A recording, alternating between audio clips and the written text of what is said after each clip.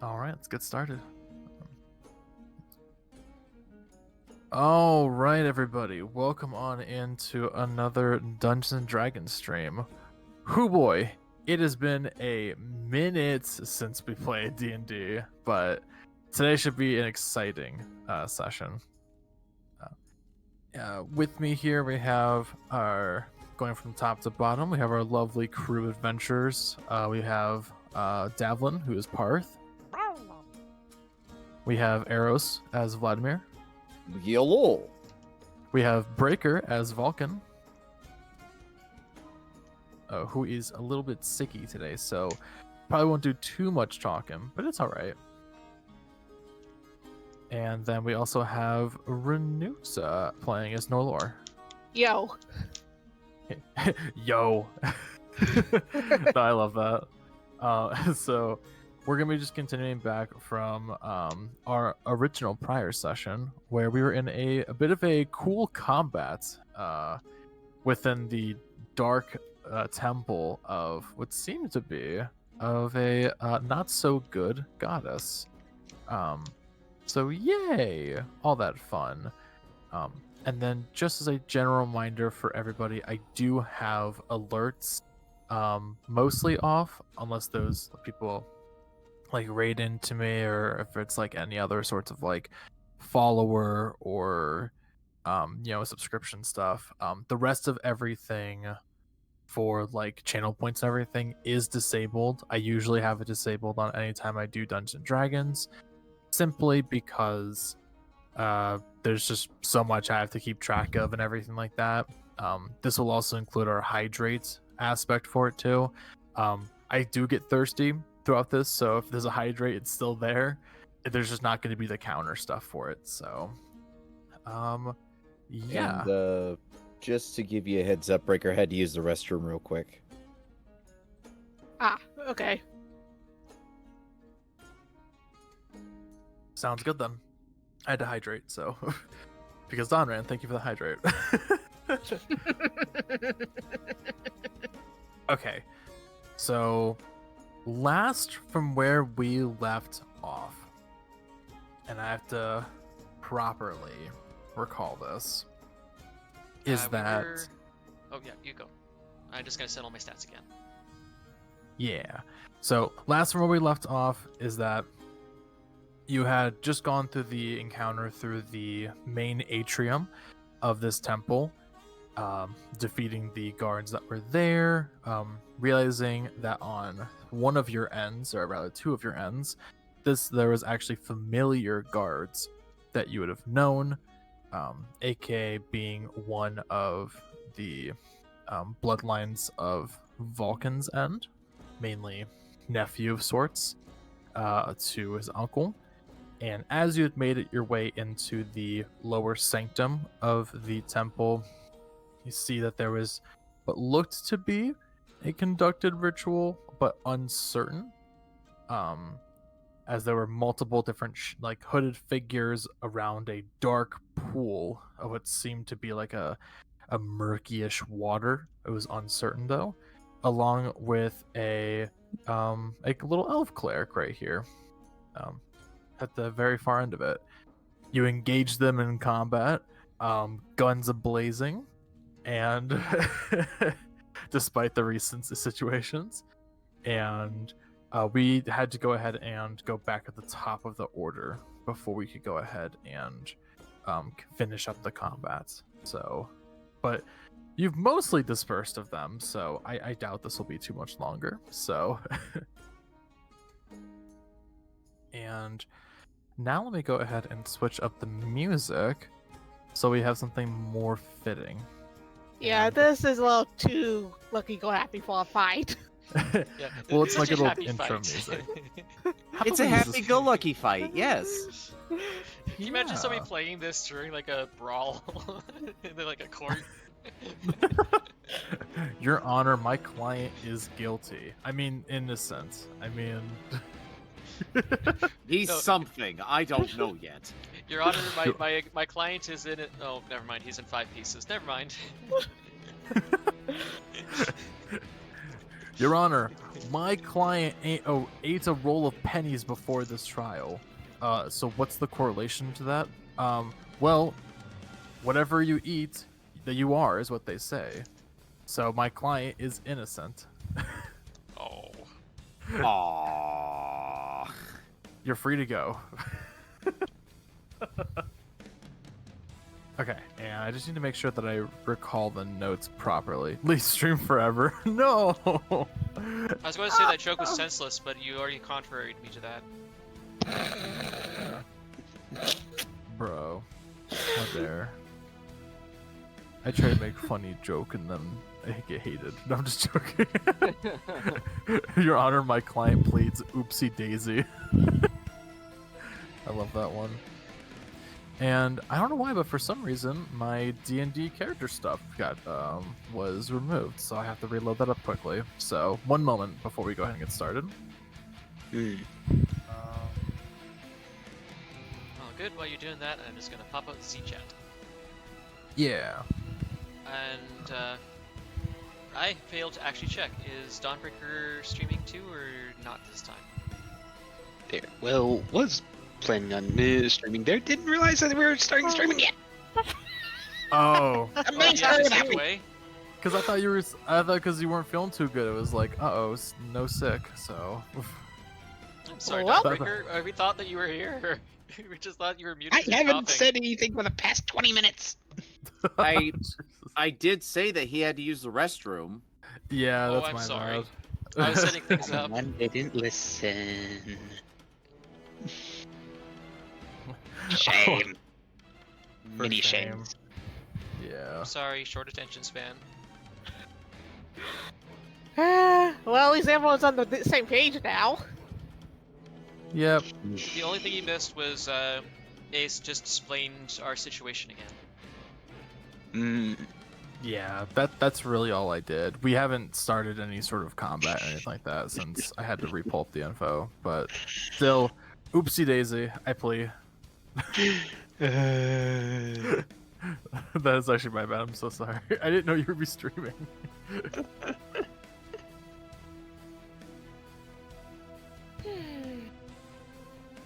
This is Goodness. this is where the fun begins, chat, so it's... Mhm. Do you know what I said once when I was visiting Great Britain that made my uncle sigh so hard that I thought he was going to pass out? Hmm. I was visiting Great Britain and I was playing with my very young cousin in the playground. We both got on the monkey bars and he was showing off, so I showed him that I could climb upside down using my legs. And while I was doing so, the money fell out of my pocket. And my cousin was like, "Oh no, you dropped your money." And I said, "Oh, that's okay. Over here in Great Britain, when you play, you lose pounds. Where I come from, you just lose your cents." That's funner. I can see why the uncle grows now. Right. Okay. Didn't I post up a photo of God the damn turn it. order? I need to. That was- I need to that- be more. I need to be more aware of when I mute my microphone. I'm sorry, Rin. I think you Aeros. did in group chat. Can you Oh, just Yeah, yeah. Discord. leave the corner of your Discord visible so you can see the little red microphone screaming at you? No, I'm physically muting my microphone. Oh. Oh. But Well, if Dawnbreaker is able to join us here, John, would you like me to Yeah, link the streams? Found it. You'll have to go Yep, up. go a ahead. bit. Ace. Huh?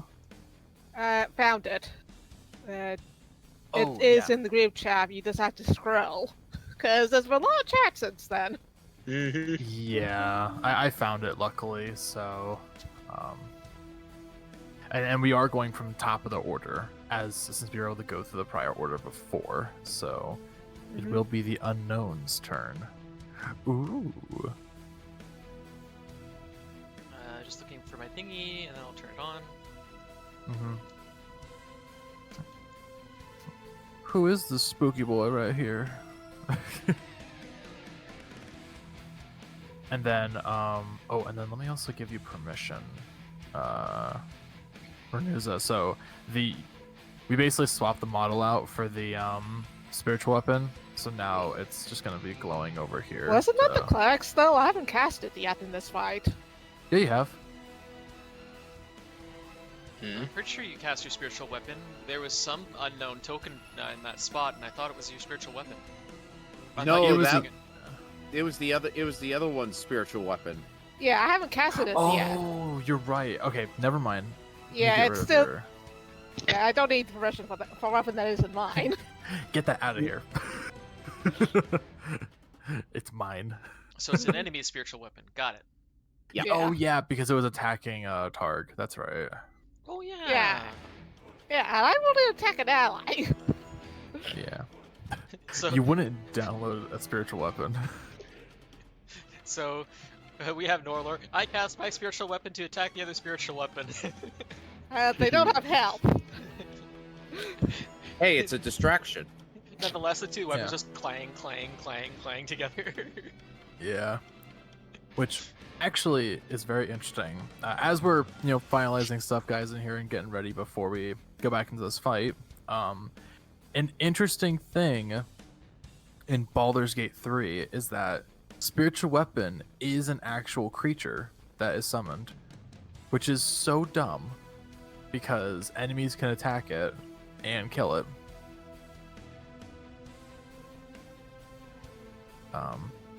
But I think that's also a benefit because it's like it can kind of keep fire off of you, but I think it's also still annoying. How much health does it get? Like 30. Not a lot then. Yeah. But... Which is also the case for Flaming Sphere too. Like Flaming Sphere is you also it's just a ball of rock and fire. It just rolls around.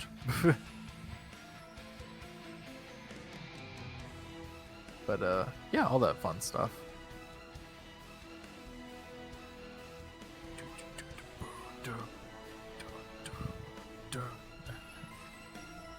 Doesn't the weapon have high AC? No, not that I understand. I can double check though. BG3 spiritual weapon. Let's see.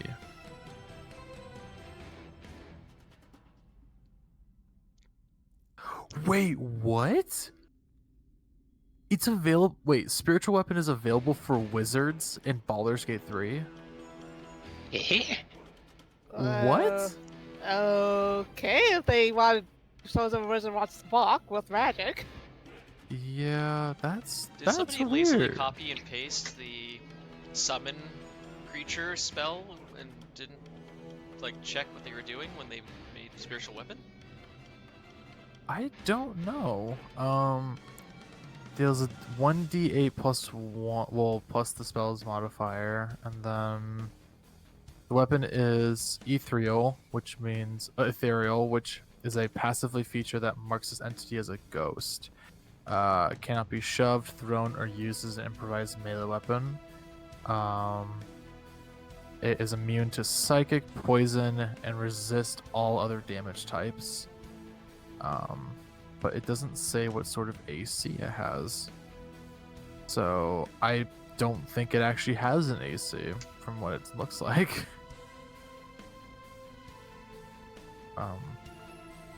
Interesting. Or, oh, you know what? It might be like a divination wizard sort of thing. Because, well, wizards can technically learn every spell. It just needs to be on a scroll. So that's probably why they have it written down as that.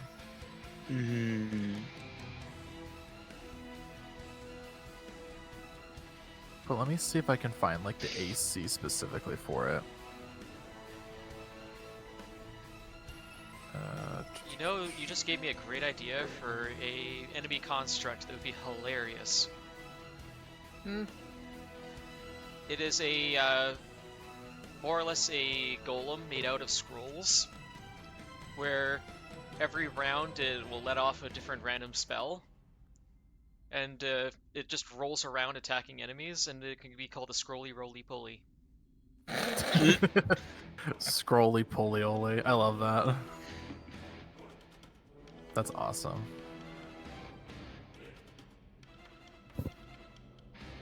Okay. And then Breaker, are you good on your end now with stream? Or Yes. okay. Well, again, my apologies. And is everyone ready for combat? There. Yep.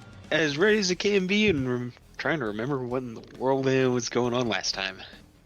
Yes. So, as a quick recap, as I restart the music, pretty much y'all had engaged in combat within the lower segments of the temple itself, seeing that there were hooded figures roaming around a like pitch black pool that was beneath later.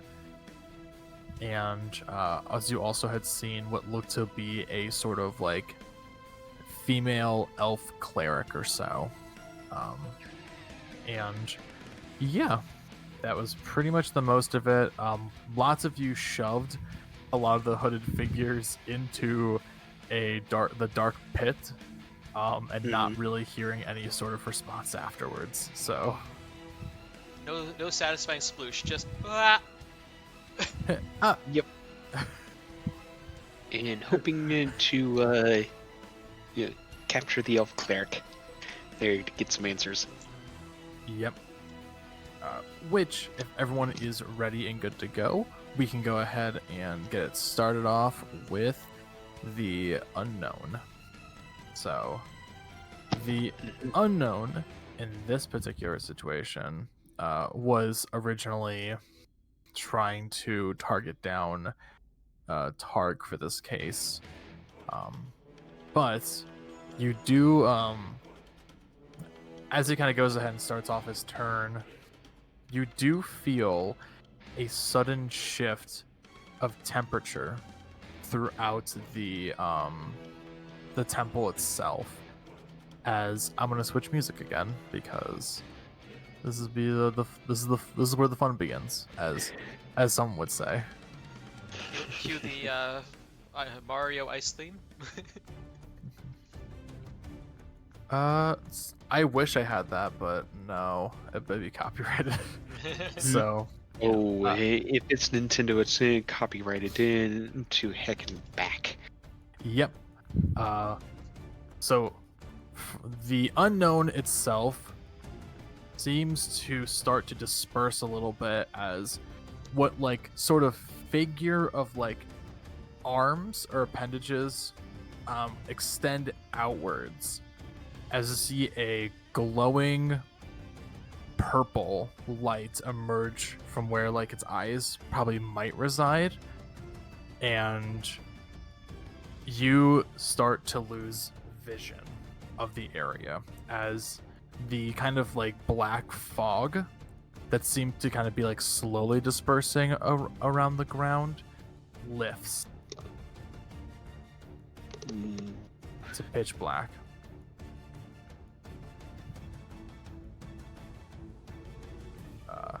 So this is considered a magical darkness.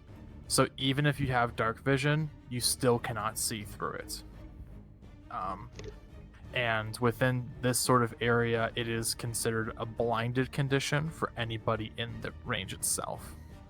So, which means that any attack rolls that you make will have disadvantage. Note to self: get Vladimir blind sight or blind fight.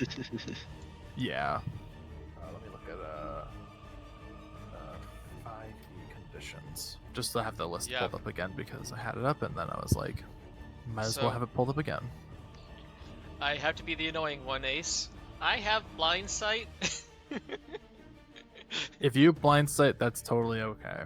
So 10 feet. So just let me know if I sense something within 10 feet of me. sounds good.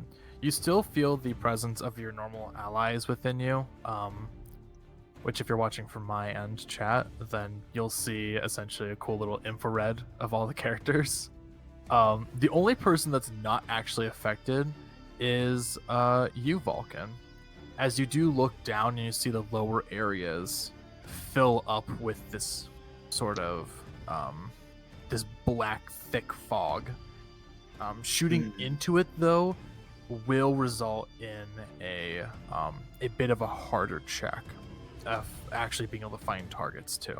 But Oh, is he just high enough on Paarth's back to have his head above the fog? no, this is Valkin. Valkin's on like the higher level Oh, area. Valkin, sorry. He's on the higher ledge. Got it. No, everyone else. Oh yeah. Yeah. Oh yeah, that would have been amusing with Vladimir just kind of slowly meerkatting his head up over the fucking darkness fog. Just boop. Yeah. Periscope. and- So let's see. So go 30.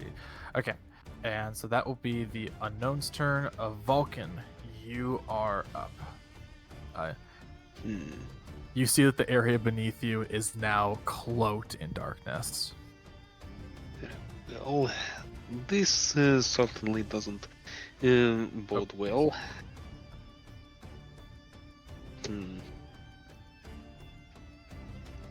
Right. Certainly not going to be stepping down in there. But where one of the cultists were, and I take aim at one of the cultists that was near Paarth there, and fire off an Eldritch Blast at him. Okay, so let's see. There's cultist 1, so the one that's closest to him is within 5 feet. Which, when you recall from the actual area itself, is roughly around here. Mhm. Oh, sorry. I was gonna say there.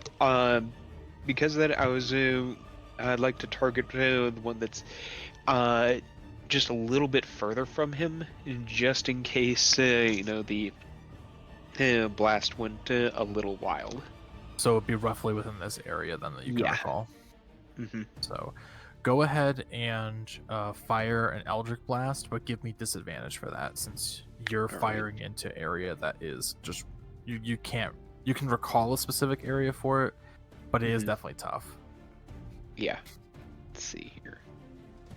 There we go. Okay.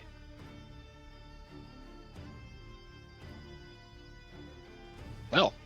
Wow. At disadvantage there, so. You so okay, so that was your. Are you gonna do 2 rays or is it just there, like? Yeah.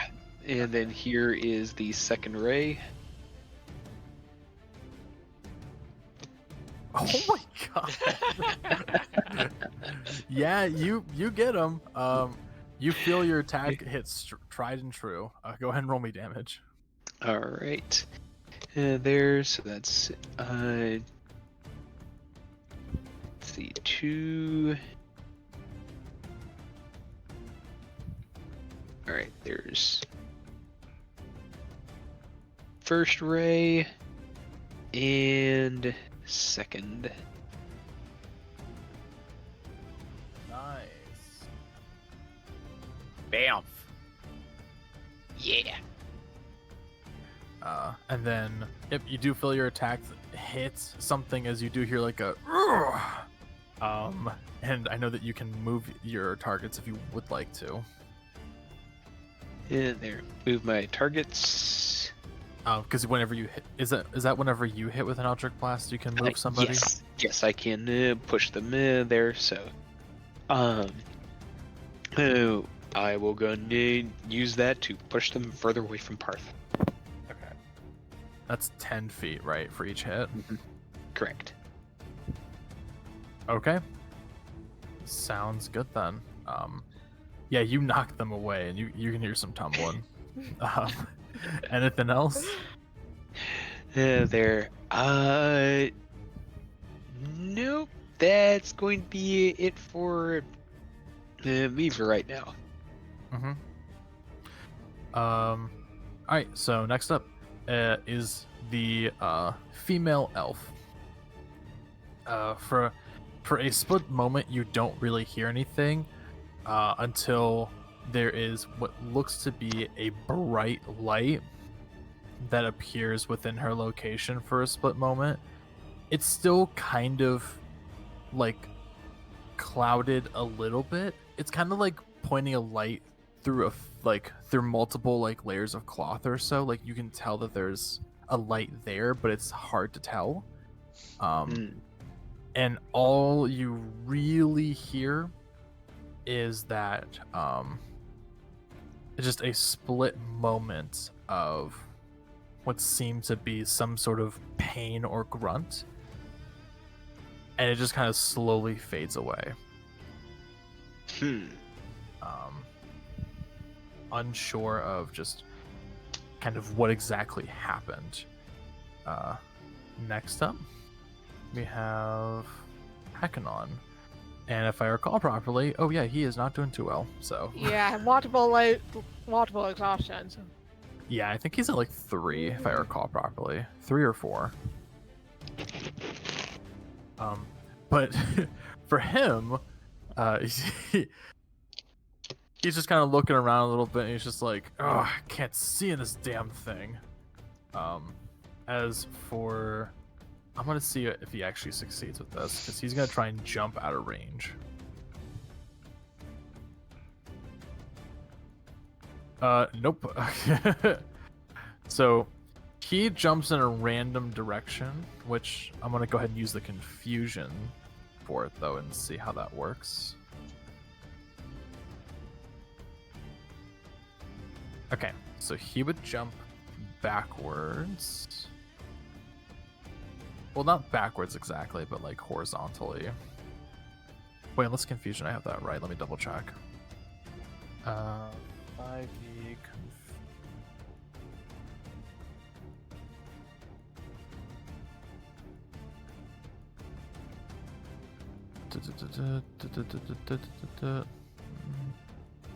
I know you have to roll to see what direction you go on. And he jumps a pretty decent distance too, so... Oh, so the creature doesn't move or take actions this turn. Okay. So with that, he tries to jump, but with all of the sort of, damage he's taken and exhaustion and everything, you just kind of hear, specifically near you, Vladimir, and also Paarth, is that you can hear a familiar, like, grunting and just kind of, like, deep, like, heaving of just breath. And there's not really much else that can really be done. So, go ahead, Vladimir. It is your move. Well, all he's doing right now is he did do a mental ping to Paarth, basically saying, "We need to pull back to the stairs. Do you remember where they are?" And with that, he has his blade out. And he's basically going to be holding action until he, gets a message from Paarth saying, there's an enemy behind me. Swing, type of thing. You'll either need to predefine your exact action or hold your turn. Well, so for a 5th edition, there's not really a thing of holding a turn, but I would say in this case, you're holding your action to wait to be commanded to attack a direction by Paarth. Is that correct? Since Paarth would have probably mentioned to Vladimir that he could still sense enemies nearby, because Vlad can't see anything. He doesn't know what's going on. So yeah, your readied action is you will attack with your sword in whatever direction Paarth calls out. Yes. Okay. Cool. I just want to make sure I had that double checked. So. But in the meanwhile, Vlad is basically mentioning to Paarth, we need to pull back to the stairs via through the telepathy. Yep. Yeah. I would say too that also you wouldn't need to do any sort of recall check or so. You know what area of direction it was beforehand. Yeah, Paarth was literally facing that direction before it went dark. Exactly. So you're facing towards the stairs. You just don't, like, from this kind of distance, it's hard to tell of exactly how far it would take. But of course you could always just, you have other ways of getting around. So, but with that, let's see who. Oh, unless there's anything else you want to do, Vlad. Other than that call to action. Okay, sounds good then. All right. Nope, not him. Him. Okay. So let's see here. So next up we have another hooded figure. So be 5, 10, 15, 20, and we'll go like 25, like right here. We'll just do this for now. There you go. You do hear close to you, Paarth and Vladimir, that a running of steps is going towards a direction. Though you don't feel anything. I would say, at least for you, Paarth, you're able to see that within 10 feet of you, something gets close to you but doesn't further approach you.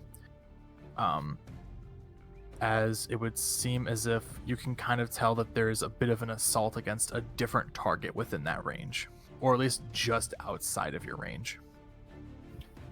Okay. So let me go ahead. I'm gonna roll. Would that be, if I'm facing the staircase, would that be to my left? It would be towards your left, yes. Okay. Let's go ahead and see if this attack goes through.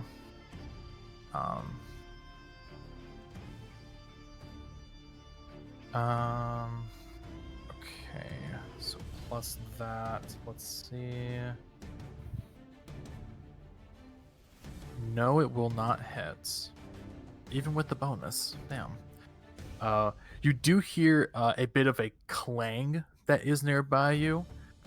As it did seem like there was potentially almost a connect, but it didn't strike true just yet. Next up. That is no go. And okay.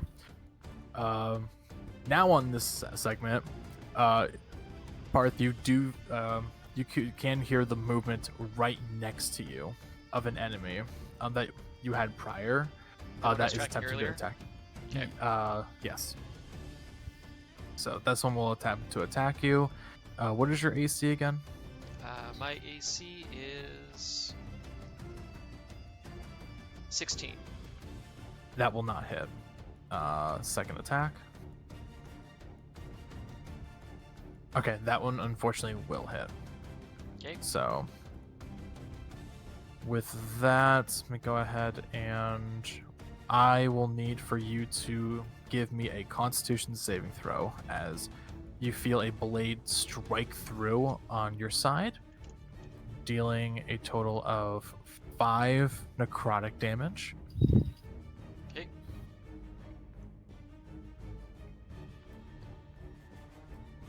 That is only a 9. Okay, so that will unfortunately fail. Yikes. As you feel whatever blade had struck at you prior, which you can tell from prior, some of these hooded figures were having like blackened Ebon blades. Yeah, they poisoned Vlad right in front of them, or Yes. Aknon, one or the other. For this case, you do feel the effects of that as you feel some of your strength waning. I need you to go ahead and mark down that you have a level of exhaustion. One sec. I have to figure out where on my character sheet I put those. I do know there's a spot for it.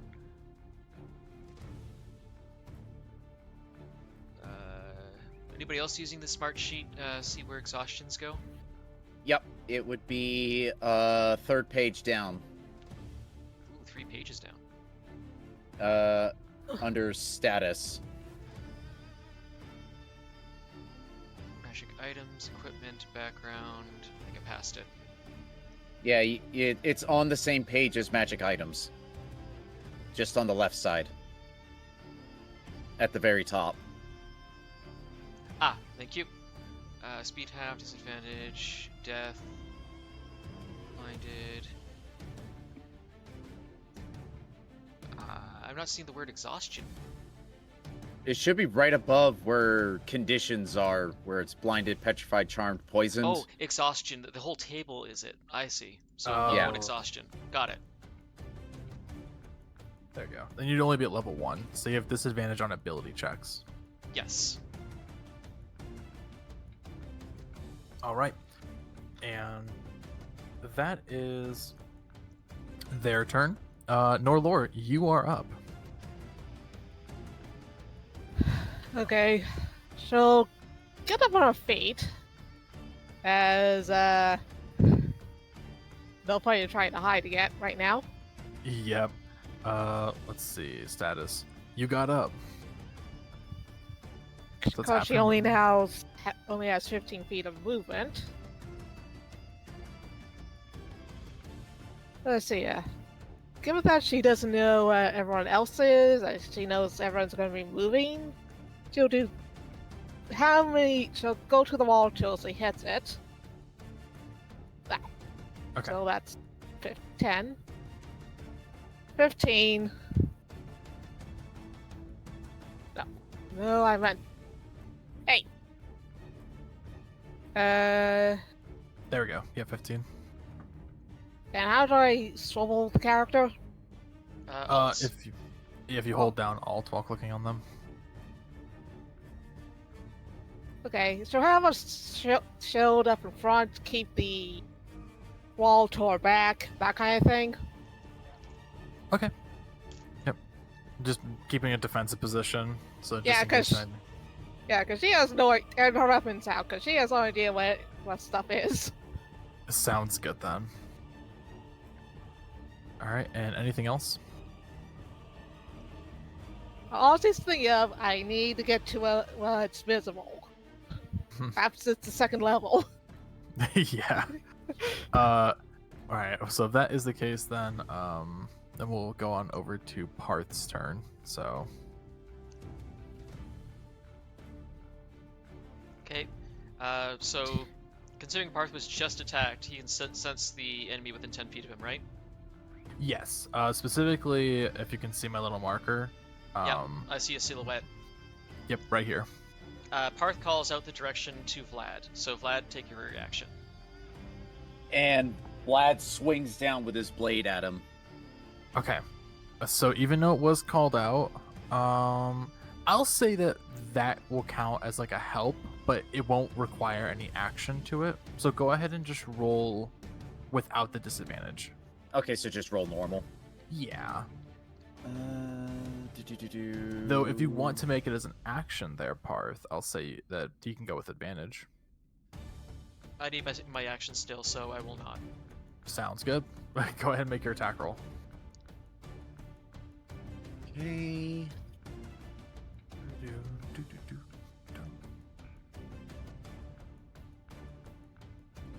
That'll be 18.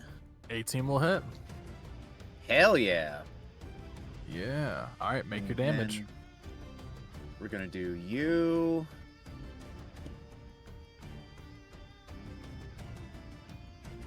And then for this guy, for the rip and tear.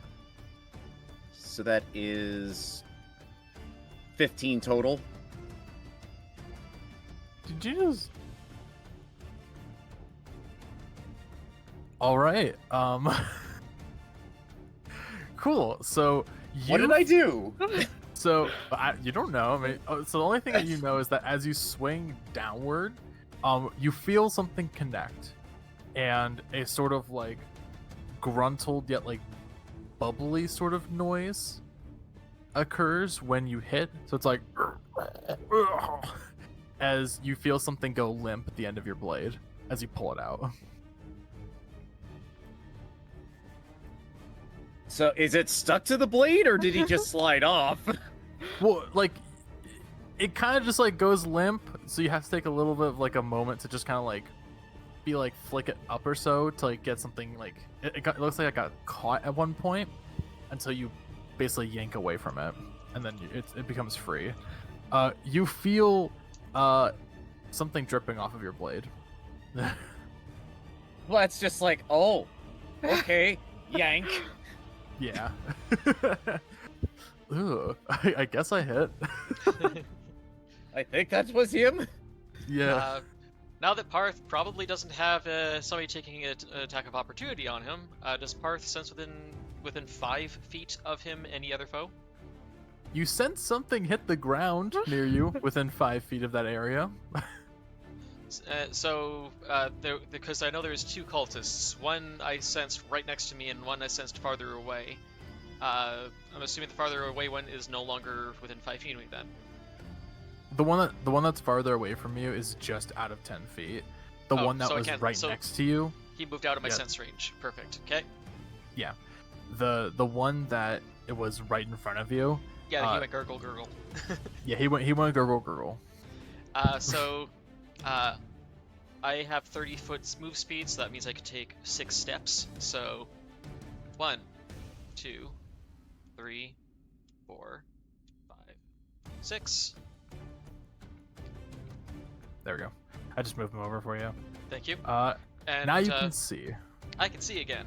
And Paarth calls over towards the monk and says, and yells, "Targ, either keep up the fight or withdraw. The mage is silenced." And as such, Paarth releases the summon phase spell and casts silence. Oh, you're just dispersing. Okay. Okay. It's a concentration effect, so the Fae can't stick around. Sounds good then. I will So go ahead and... let me find my 20-foot marker here. I'm gonna have to move it a few times until I get it right. I really wish that I could make a bubble and slide it around like you can, but it's so weird that they made it that a GM only tool. Yeah. Let me, like right here. Just about, let me recalibrate just a bit more. I'm trying to make it so that the edge of the bubble hits the back wall. I want to get as much of this as I can.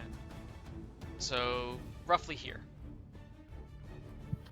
Okay, let me So I'm silencing that entire corner.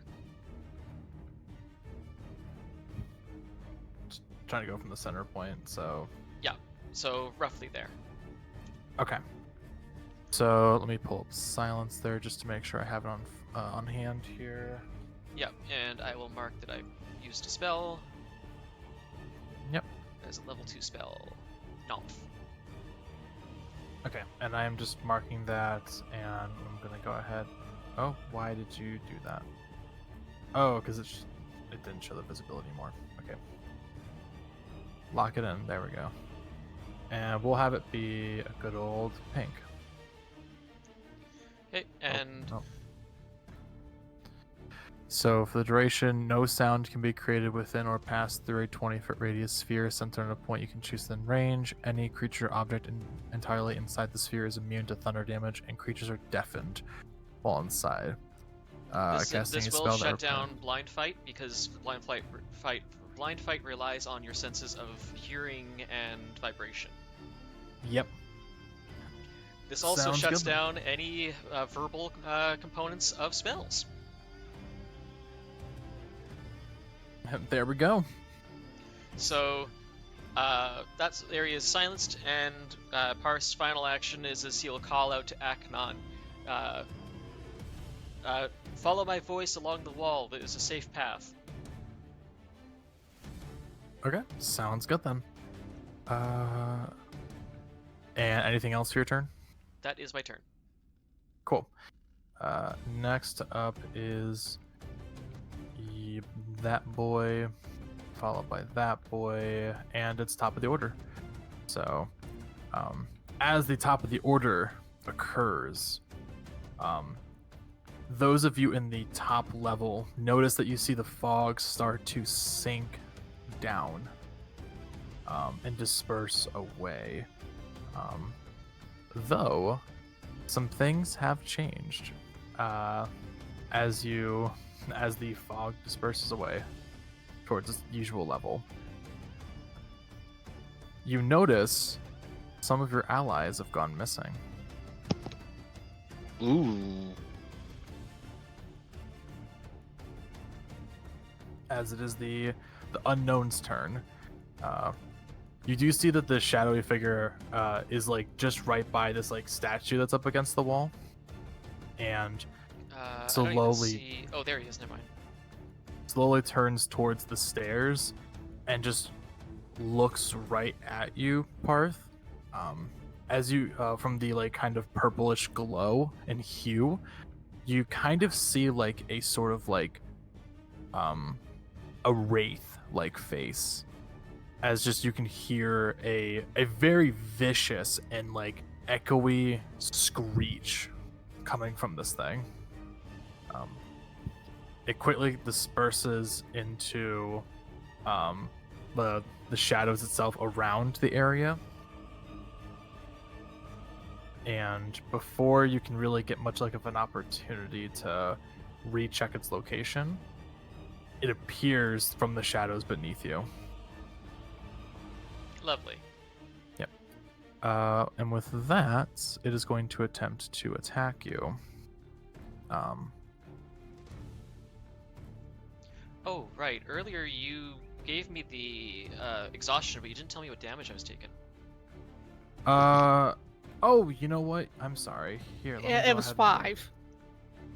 Well, It was it was 5 for Acnon. So Let me know that let too me then. roll. Oof. So 8 necrotic. 8 necrotic damage. Alright. Okay. And then with this, so it was 14 plus the other stuff, which is a 18 to hit. 18 to hit, that hits. Okay. So with this, you're going to be taking 2d, so be taking extra necrotic damage as you feel your strength further being depleted. So that's 10 necrotic damage. Oof. Alright. Also,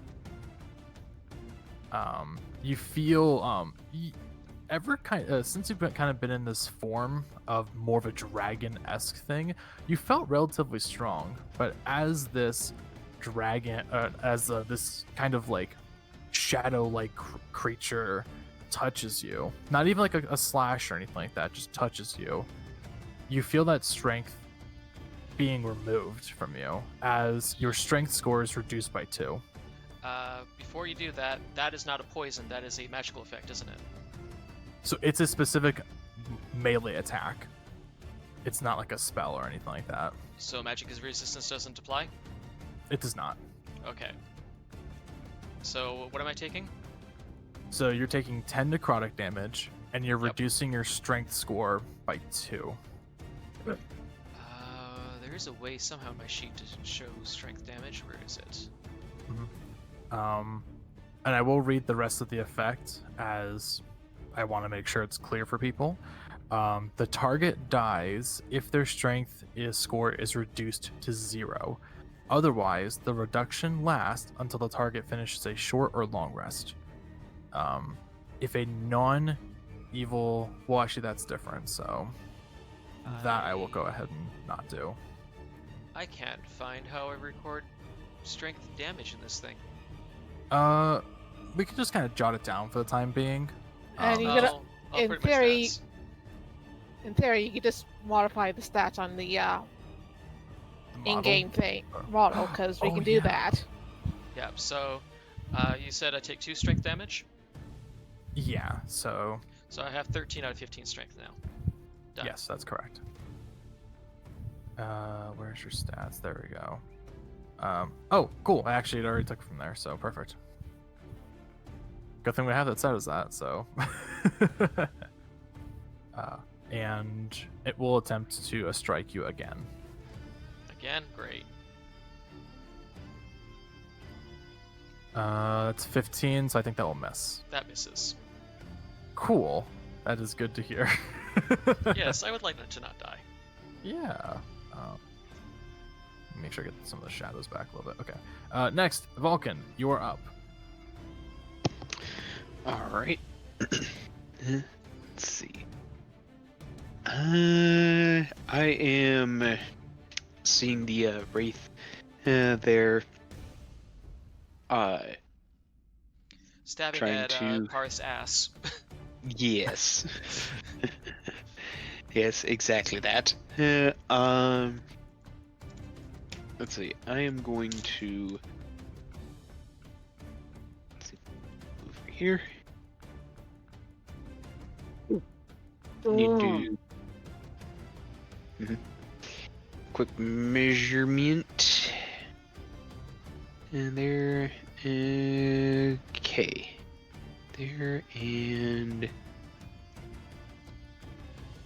yeah. All right.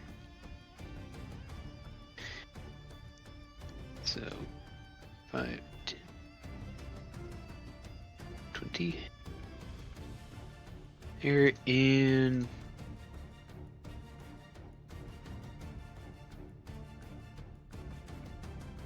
there. Through the bars, I'm going to start with a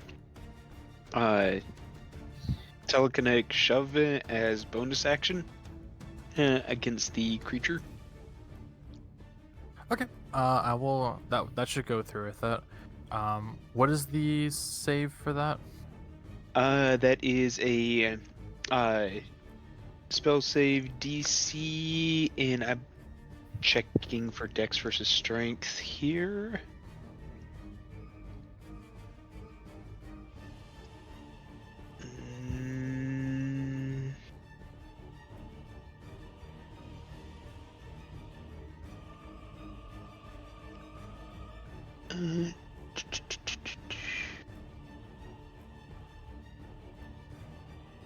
Strength. Strength? Okay. Yeah. Alright. So, go for this. Yeah, it fails. So he gets shoved there. And he gets shoved 5 feet away. Okay. And then I'm going to follow that up with 2 Eldritch Blasts, pushing him further. Through the bars. Here. Okay. I will say that I'll probably give like maybe a slight difficulty against that, just because of the obstruction of the bars and how thick they are to try and target it okay. specifically. Mhm. Nothing like really too much. I would say probably like a +1 for being Alright. difficult, but you can still go ahead and try if you want to. Okay. Hang on. Alright. Normal there.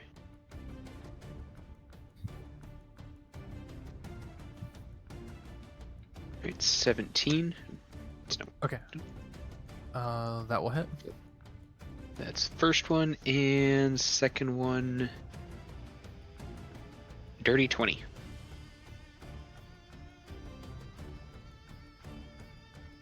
And first damage is 8. All right. Second is also 8. Nice. And he shoved in a total of 20 feet from that. So let's say like it'll go like right through there because of the Mm-hmm. wall and such like that, and he does seem to turn to you and a yet another vicious screech omits from this creature. Also, Ace, rolling my concentration check we forgot about. Yep. Silence Oh, falls. that's okay. I totally Ooh. forgot about that. I appreciate you reminding me of that. All's fair. And you don't have advantage on concentration checks from anything? Sadly, I don't have Warcaster now. Damn. All right. Anything else there, Valkin? And there. Let's see here. That was there to there. 25 feet of movement. Let's see.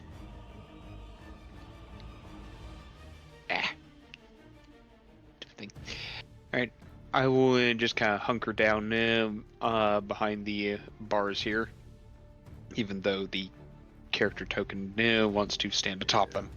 Well, this like this. Good enough. Yeah.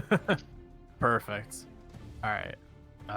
Next up is the elven cleric lady.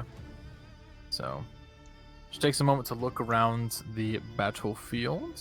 Yeah, I would have loved if she stayed silent, but oh well. Damn. I could have let that slide, but I was like, nah, I'm not gonna be mean. Sit down. Anyway, I'm gonna go ahead and see who she can target because there's only 4 targets. Well, technically 3 because, you know, Valkin, you're out of range, and so let's see. Let's see who she'll go for. Yep. Ooh, the perfect option. Okay. Cracking my fingers, and let's see what she can do. I know I'm excited for this. I don't know if y'all will be excited for this, but I'm definitely excited for this. Paarth DM is being- for this. DM being excited, that is either a good or a bad thing. And it's combat. Well, we'll well- see what happens. We shall see. As she is going to be approaching you, Norelor.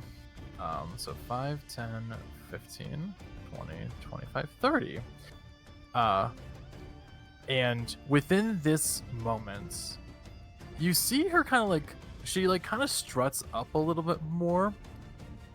And within a bit of a quick moment, she's just like, it's so good to finally see you again. Although, this will be our last time meeting up. As she will like, so she'll extend her hand outwards and cast Hold Person on you. Oh. So, I need you to give me a Wisdom saving throw. Okay, that's a cleric's strong suit. Yep. There you go. And she has high wisdom, so hopefully I pass. Yep, Okay. Go ahead and give me a check for that then. 20 plus her wisdom. Okay, yes, her wisdom plus saves is a +7.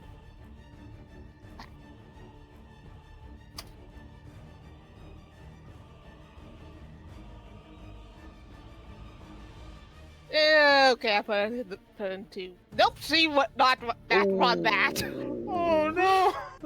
Oh no.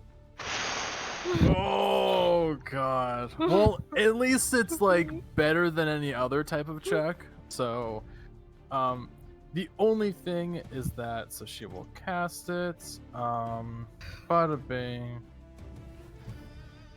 Oh, I already have it marked down as that. So cool. So with that, you can see. Okay, so for the duration of 1 minute, you feel even though you're kind of putting yourself in a defensive position, her words kind of pierce a little bit through you, throwing you off, as her voice sounds familiar. And as she approaches closer, she even looks familiar, but you've never met her before. As your body feels frozen and stuck, as you are paralyzed. At the end of your turn, though, Norelor, you can make another Wisdom saving throw to be either successful, to break out of it, or to fail and stay paralyzed. Mhm. And with that, she is also... is there anything that she can do as a bonus action? She can command her one thing to move. So, yep, I'll do like diagonal 5, 10, 15, 20. So, and that is all she's going to do. Next up is Vlad. Okay, so we do recall that this thing is able to be hit with physical attacks, right? It's hard to tell because the only person that was really a kind of attacking this shadow was Targ, and now Targ's nowhere to be seen. But it was recalled by Vladimir that Targ was able to punch the guy, right? Yeah. Okay. So he's gonna go off of that. The first thing he's gonna do is he's going to dismount Paarth for half of the movement speed. Oh. And he is going to mental link to Paarth, going, get to cover, get your cover Valkin if you have to, and physically he's gonna speak up to Valkin, going, Valkin, cover Norelor.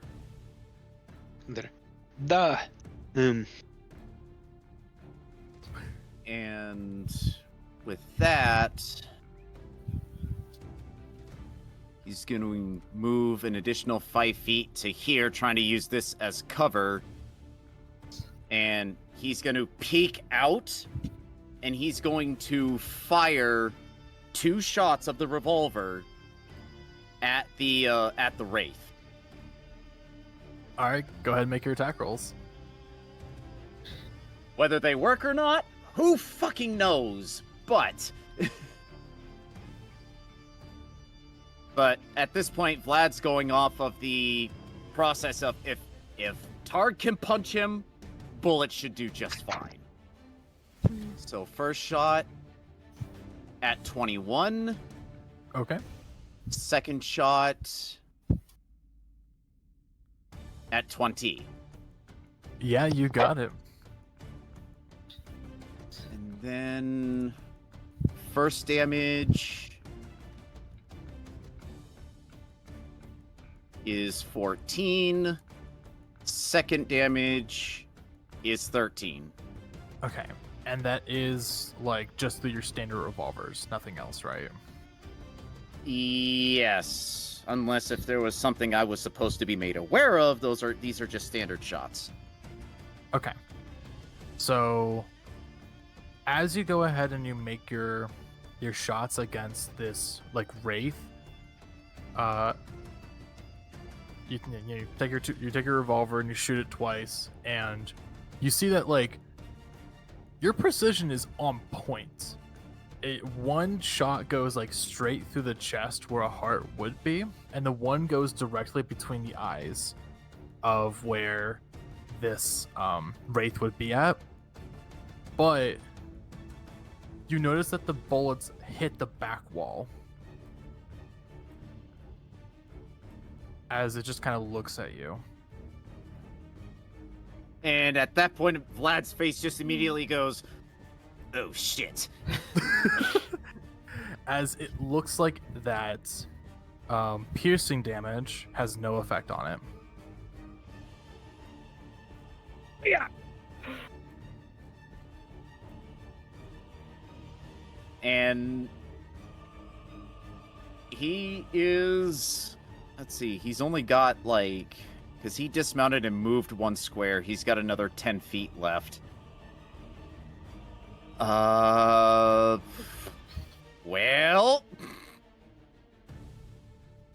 let's see, let's do 5, 10. Mm-hmm. And he is going to be looking all over him because he saw that the wraith does manifest from shadows, so he knows there's a shadow right next to him. And there's shadows still spewing all across the floor. Yeah, so he's basically looking all over If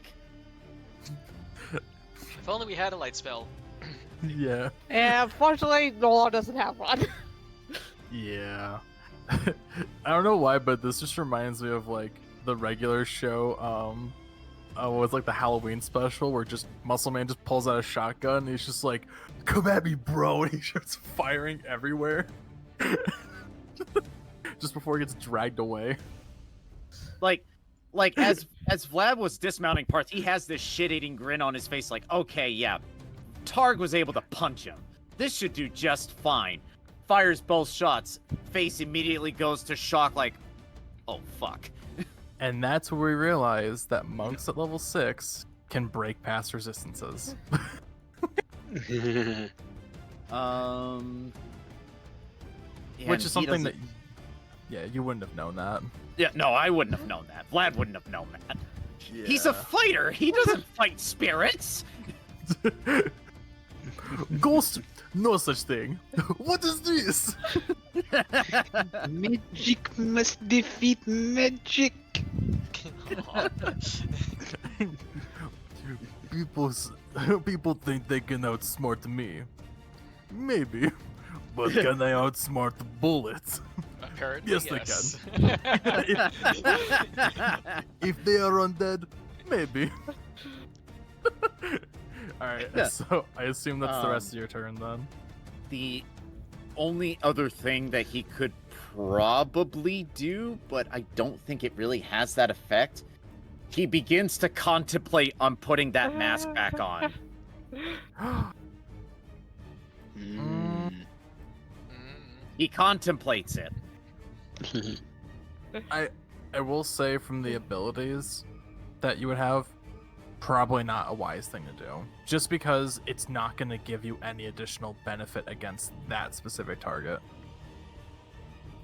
Right, he's probably going to run through that process in his head, but he thinks about it like, Yeah. would that work? Probably not. Alright. So with that then, we'll go ahead and go on to that next target's turn. Yeah. Oh, thank you. They are oofed. They are not oofed. Okay. Oh, and then also one thing I forgot to mention for you all. So this would be something that specifically like Vladimir and also Paarth would double check, which you would notice more as you like before you made your attack against the Wraith, is that you would like look down to see like what did I hit, and you notice that one of the hooded figures, it just has like its skull split open. Oh! Yeah. You hit it like, so it had exactly 15 health left and you dealt 15 damage. And just, I'm like, you know what? What's the funniest way to kill someone in the dark? Just split down the skull. Right between the eyes. So Right between the that was why AC went, are you fucking kidding? Okay. I was like, I mean, I know you guys are high level, so it's like, it makes sense, so. But no big surprise. Though the cultist that is, or hooded figure, not cultist, definitely not cultist. Right here, let's see. So he's got, what's the range? He's got 2 targets. Let's see. Actually, he's got a few targets, but preferably 2. Let's read him, weep him. Into the void it goes.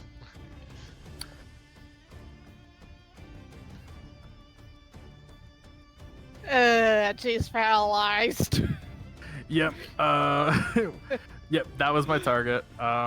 So, in a quick pace of a shadow dispersing and reappearing next to you, you do see Nenewza that, or rather Norelor, that one of the hooded assailants appears from the shadows right in front of you, ready to strike at you with one of their ebon blades. This attack will have advantage because you are paralyzed.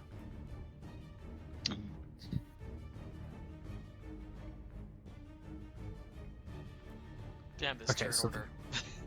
So the 14, that'll make it an 18 to hit. It's a meat to beat it. She has a shield equipped still, right? Yeah, you do have your shield equipped, but because you're wearing medium armor, correct? So make Yeah. it 16, that goes to 18. So yeah, it would still hit, meets it, beats it, and Yeah, that's why I said meets it, beats it, and just double checking that she still had it equipped, so it was actually 18. yeah, your AC is 18, and since it did hit and you're paralyzed, any attack that hits a creature is a critical hit if the attacker is within 5 feet. So, Yikes. So with that, let me go ahead and roll the damage, and I need you to go ahead and give me a Constitution saving throw, as the blade seems to sap a little bit of your strength away. Oh, okay. So that's 12 necrotic damage. Okay, I was just writing stuff down. Yep.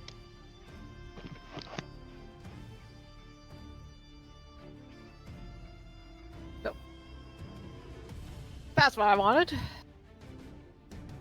Okay, so you said 12? Yes. And then I'll just need your Constitution saving throw. Which, luckily, is not at disadvantage, because Paralyzed only works with strength and dexterity. Yeah.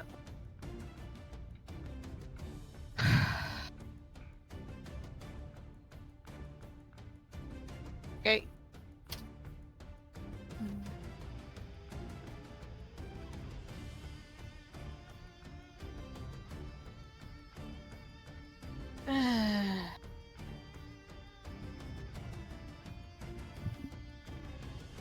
I think she passes.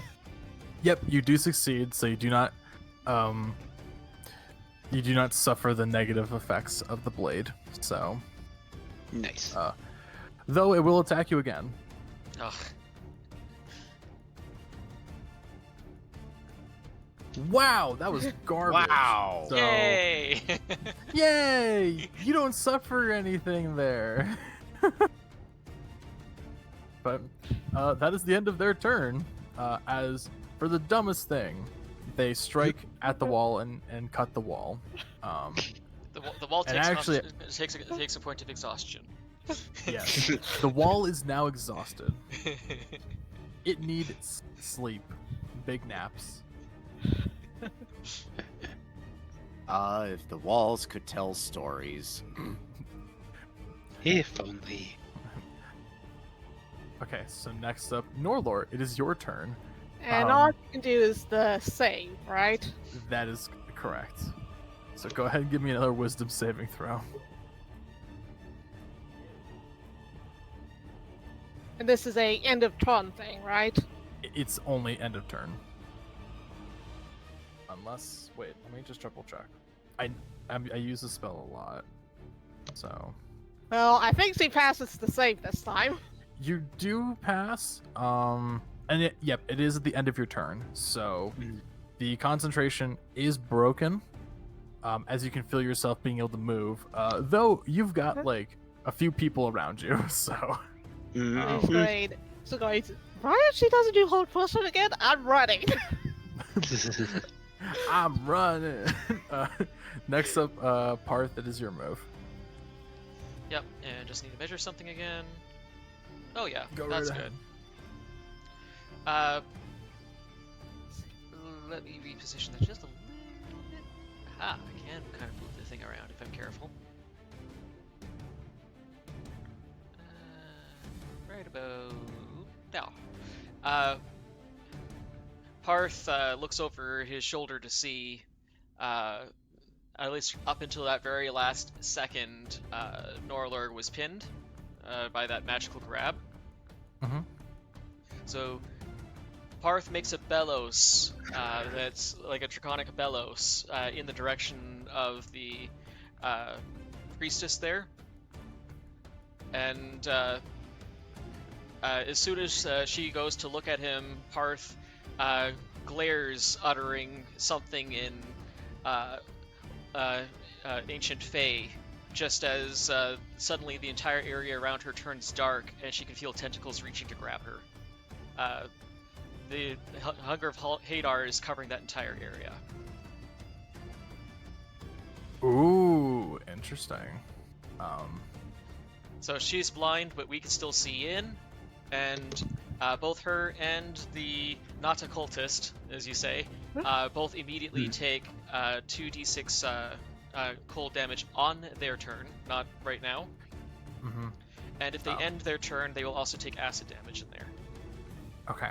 So as you feel the spell start to go through, there is a ringing in your head. As the it seems like a garbled mix of words and everything, but it does give you a little bit of a headache. As you can tell, there is a piercing glare occurring to the right of you, as this wraith is using its legendary reaction to cast Counterspell. Damn. Well, he burned one of my slots for no good. It's incomprehensible for the most part as to what he's saying, but there is one sentence that does like kind of jumble up in a mixture of different languages, aka all that you know. And all it says is, "You think you can call the void? I was born within it." As you feel your connection wave away.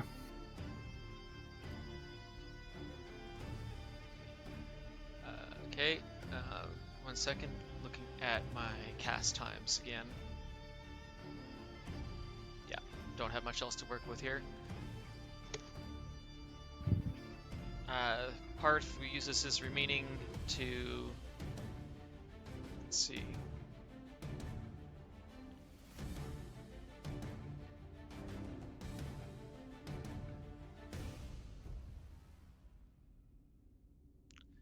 Yep, only thing he can do.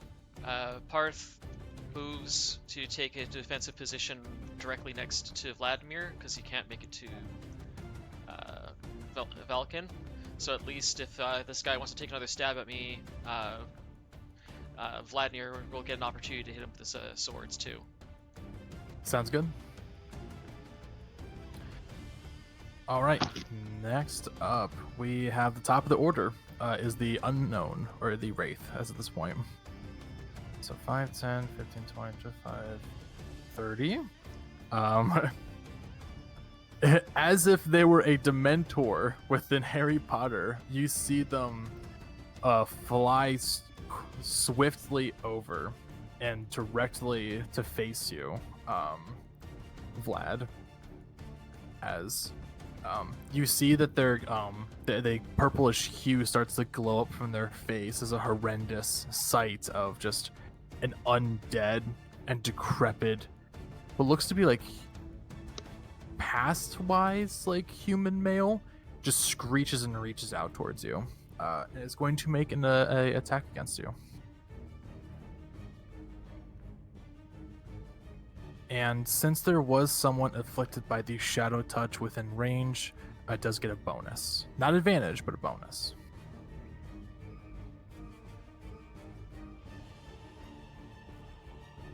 Okay, so that will not hit because that was a 17.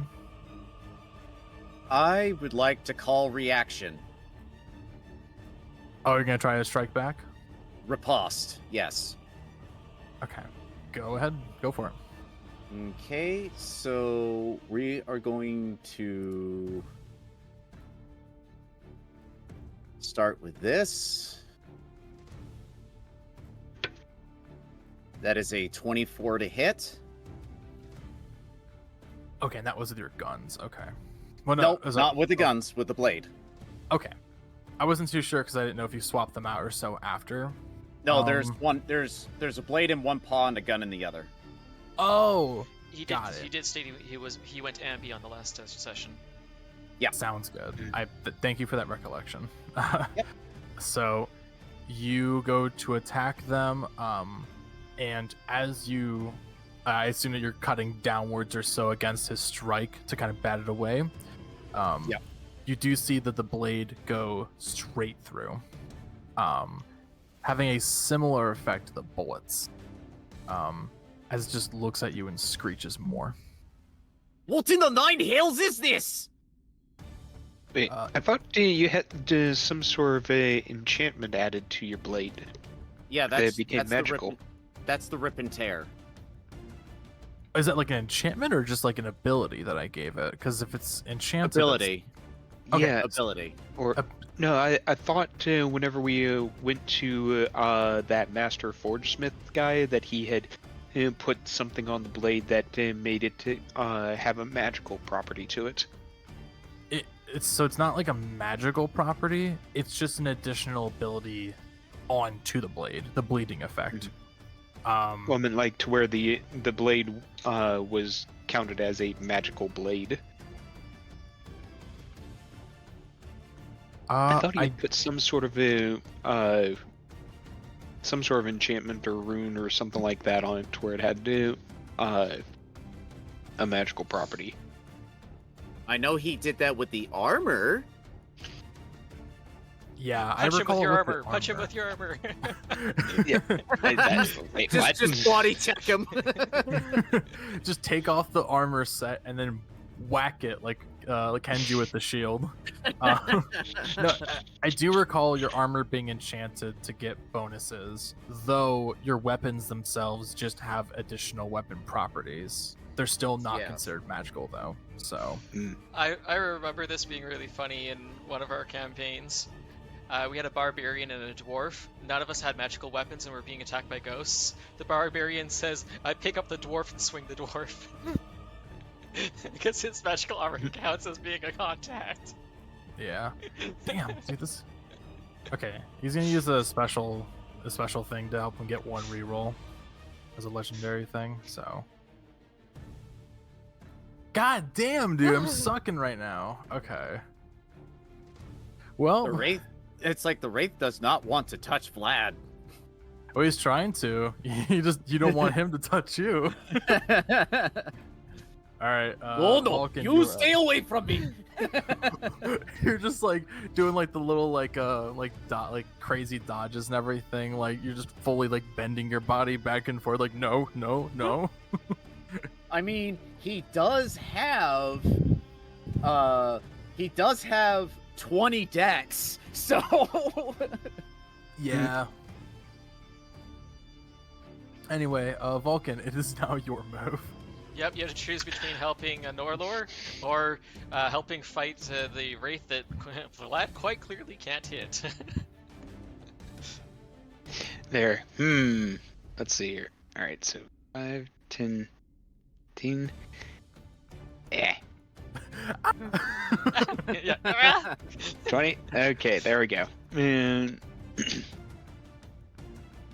alright, I am going to use Eldritch Blast. Or actually, let me do this. I'm going to go ahead and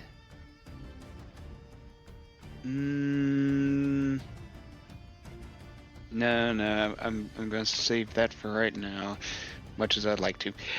Okay, I'm going to use one of the, call it special properties of Eldritch Blast there that has most other cantrips don't. I'm going to split them. There, one going to shove the Wraith out of Vladimir's face, the other one trying to shove the cultist out of Norelor's face. Okay, so Cultist is definitely in range. What's the range of Eldritch Blast again? 120 feet. Alright, let's see.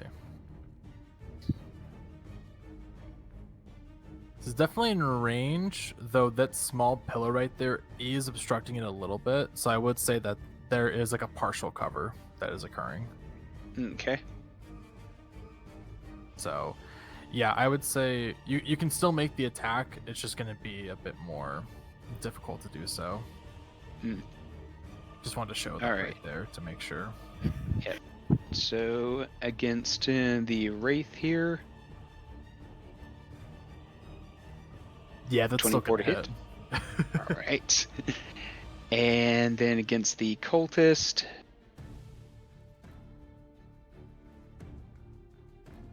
Ooh. That will not hit. Dang. So go ahead and roll damage for that cultist there. Or not cultist, the Wraith. For the Wraith there, that's Wraith damage. Ooh. Full. Nice. And shove, of course. Okay. So you see it dispense into the walls as you can still hear like a shrieking as it fades away into the shadows. Well, that thing can't be very good. Don't think it's gone yet.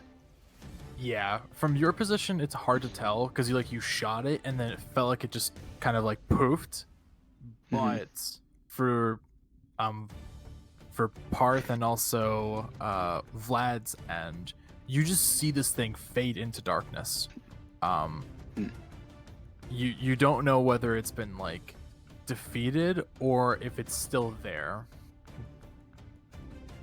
In there. All right.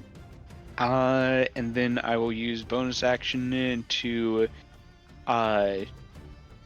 telekinetic shove the cultist here away from Norelor. Okay, that's a strength save. Yep, strength save DC 17.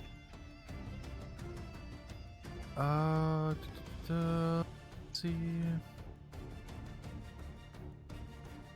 Yep, he fails. Yes. So 5 feet in what direction? Yeah, there. Towards the pit. So like right here or like right here? And there. An angle towards the pit. So that would be here. Yeah, that one. Cool. There. So he's teetering on the edge. It's like, what? Who pushed me? Exactly. There. Okay. And I'll use my last bit of movement to double back behind the tower or the statue here for cover. Okay. Sounds good.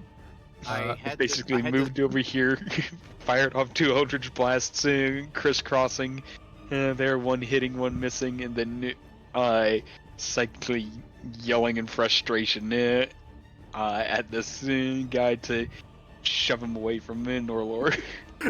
So I just got back from the restroom. What happened to the wraith? You saw it get shot by an Eldritch Blast, and it seemed to be gone, but oh wait, what is your line sense? Yeah, you see it, and now it's not there anymore, as if it like kind of. I'm trying to think of the best way. Yeah, of I have phrasing line it, sense but too, but it just seemed to just disappear. it seems to have disappeared, but you still have an uneasy feeling, as like this is not over yet. Yeah. I don't. Vladimir does not have blind sense. Not that I'm aware of.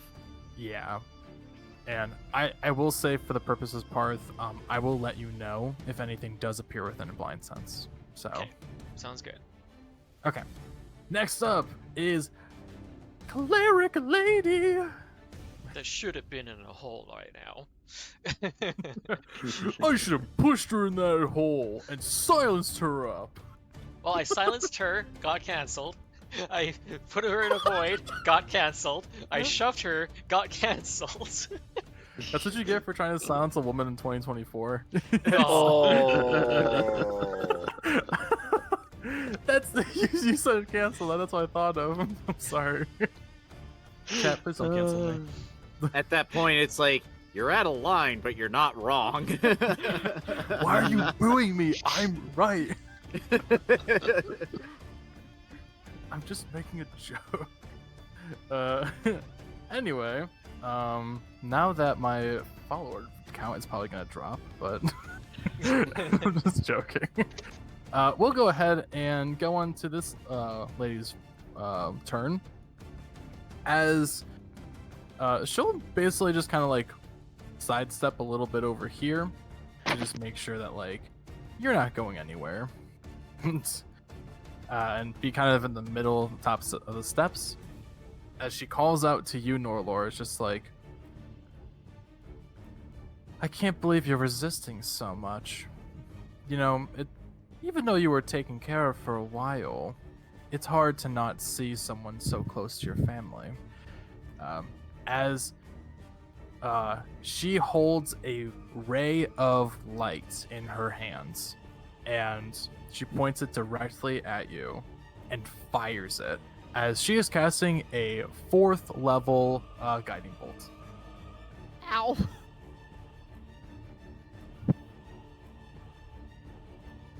Alright, and let's make the attack roll. I'm staying on standby for silvery barbs. What's the range of silver barbs? Range of silvery barbs. Oh, 60 feet. Never mind. I can't do that. She's more than 80 now. Yeah, like Yep. 85.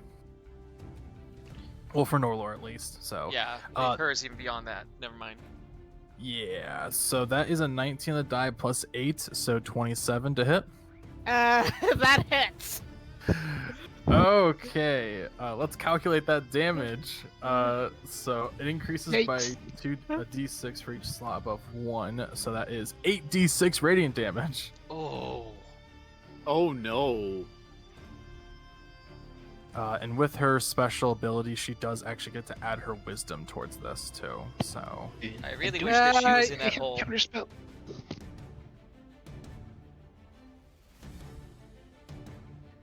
Yikes. Ouch. that is 41 radiant damage. How much health you got there, Norelor? I think she's down because she had 36. Down but not overkilled at least? No, just unconscious. The next attack against her is advantage. No. And so you feel a crashing energy against you, pure radiance, as you fall, unfortunately. She will also move her spiritual weapon 20 feet closer to you. And that is her turn. Next up, Vladimir, you are up. Okay, so from this angle, can he actually... Nope, he cannot see the fact that she is down. Yeah. The only person I would say...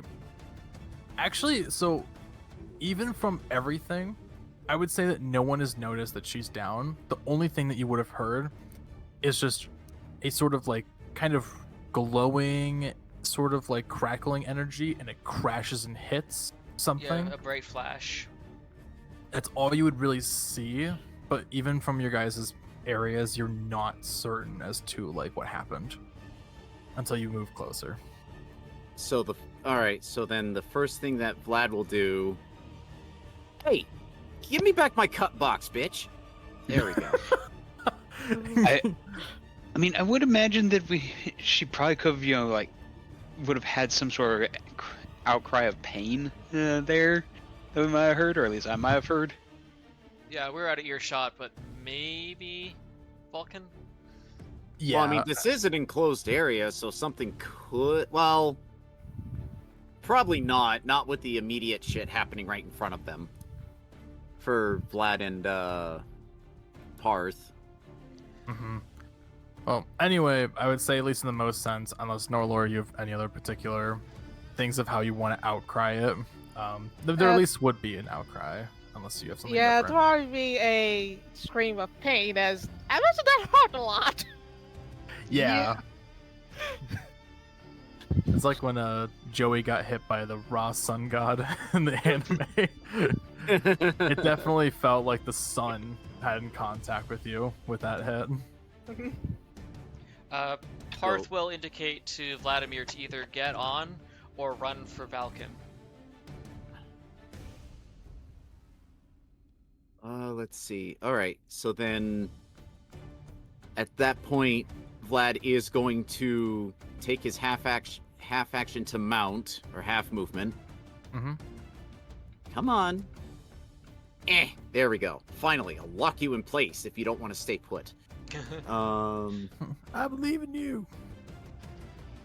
Now, through the grating, can he see what's going on? Oops. There we go. It's still hard to tell because of how far the distance is and also with the bars. But you can definitely tell that, like, for the most part, there are, like, figures that seem to be, like... Well, you can definitely see the cleric lady over there, as she seemed to have been, like, pointing towards, like, what you have recalled Norelor's prior direction at. And you could probably tell that maybe something either hit her or a different target, but until you move closer, it'd be kind of hard to tell. Paarth will suggest to Vladimir to prepare his firearm and take shot if he can get a view of the. Paarth's mental word is a wonderful little snowball of priestess and bitch at the same time. Jesus. At that point, Vladimir you just hear the sound of the hammer getting pulled back. And Vlad just looks down to Paarth with the mental thought of, well, don't worry, you and I are on the same page. Get moving. So he's readying his action so that when the priestess is in clear sight, he is going to fire. Okay, sounds good. All right. Well, if that is all you're going to do, then let's see who else is next. Oh, look, it's this dude right here. I'm gonna see what could be done. So, 1, 2, I just 3. had a stupid thought with him, Ace. Mm-hmm. Roll a dex save to see if he maintains his balance. He just falls in. Like a Well, you're not Whoopsie being doodle. attacked right now, so. No, I meant for the cultist. Oh yeah. Because you did say he was teetering on the edge, like, oh. Yeah, but he's able to keep I know. firm.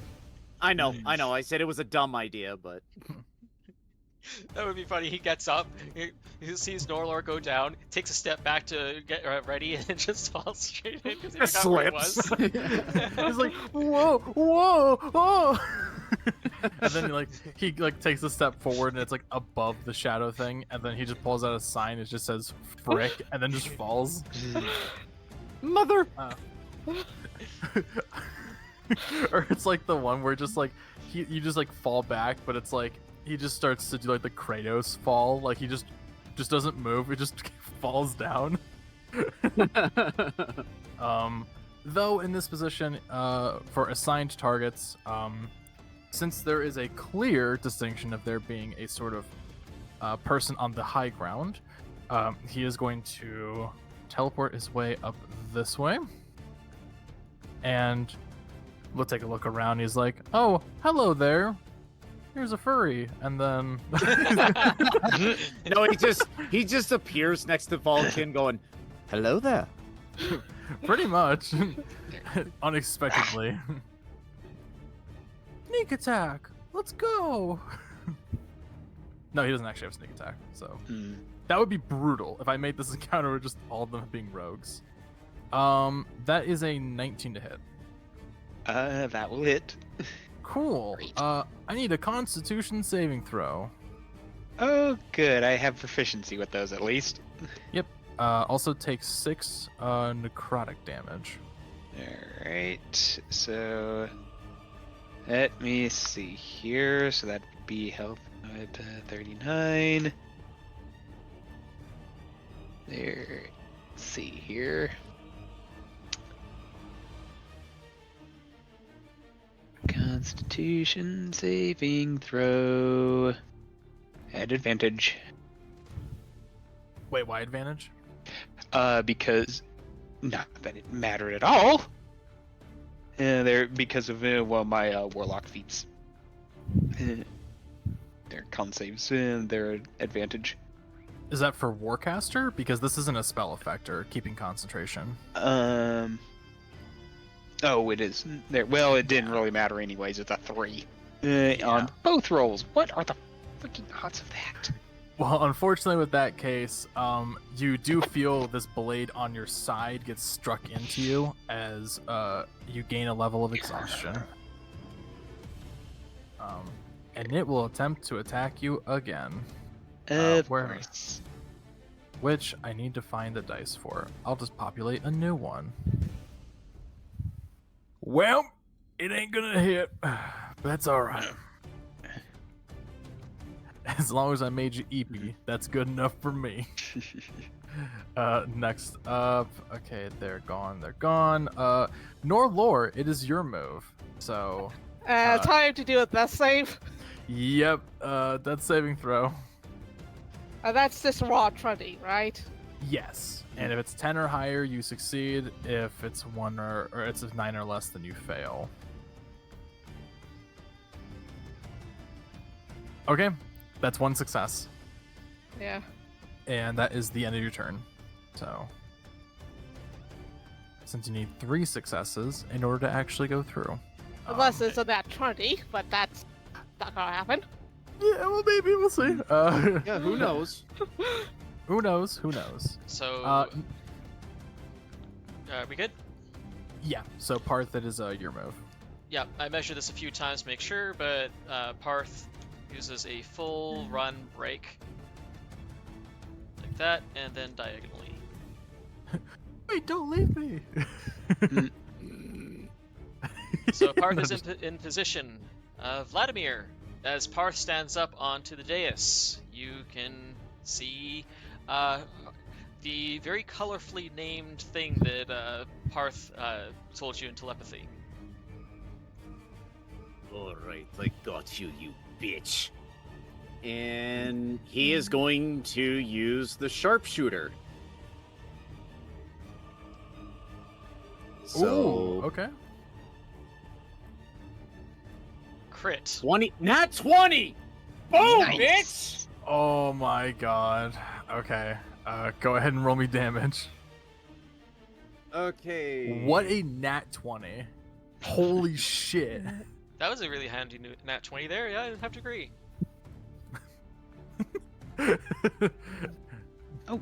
Shoot. I didn't realize from earlier that I had actually killed somebody. There, I should have been put on temporary HP. Oh yeah. I'll say for the do you want to just say for the most part it would just be depleted away from that attack, and then you just don't take damage?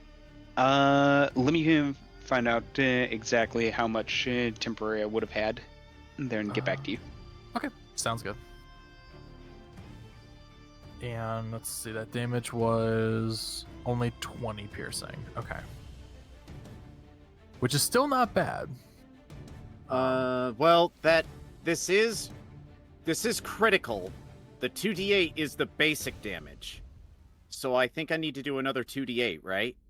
Yes, you have to roll another 2d8. Okay, So. so we'll go ahead and 'Cause we're do just- that. Yeah, we're doubling up dice. So that's 27 total. Wow! There we Stop go. fucking me over with the ones. It's still a good amount of damage on that freaking lady that we haven't been able to attack the whole time. Yeah. Yep. Okay. So your shot rings true as I keep saying that, but it's just a cool phrase to say. As you finally get vision of the situation, you see that she is like sinisterly smiling. As you shoot her directly in like essentially part of her rib cage and everything like that, and you can hear like a small breaking occur. So Was she smiling about it? she smiled first, then you shot her. Now she's no longer smiling. Likewise, while Mr. Roby there is in the middle of stabbing Valkin, while the guy is removing his blade, there's just a right over his shoulder. Oh? Suffice to say, he's in threat. Yeah. Yes. So insert tension here. He's standing right behind me, isn't he?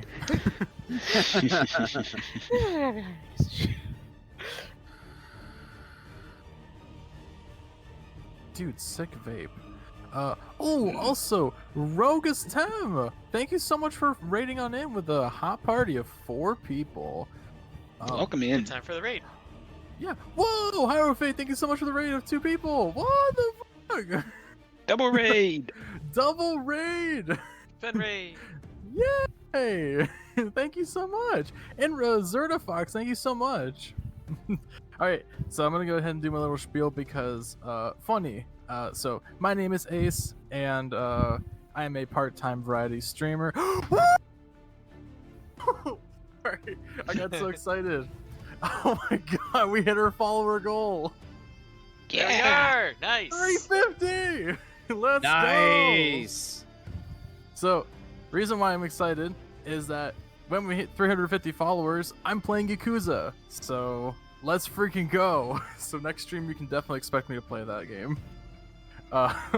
So, with that being said, my name is Ace, and thank you guys so much for rating on in and following for hitting the goal! I'm a part-time variety streamer who plays lots of RPGs, such as Dungeons and Dragons right here, which we use Tailspire as a 3-dimensional tabletop.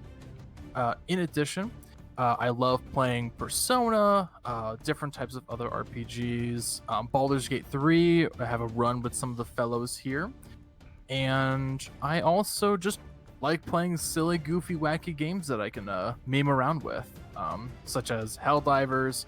I love card games like Magic the Gathering and Hearthstone, so which I haven't streamed in a while, but I'm gonna hopefully stream again soon. So, and yeah, thank you guys so much, and thank you so much for helping hit the follower goal. I was just literally thinking about that today. Of like, next week I think is like it's this upcoming week is my 2-year anniversary for Twitch.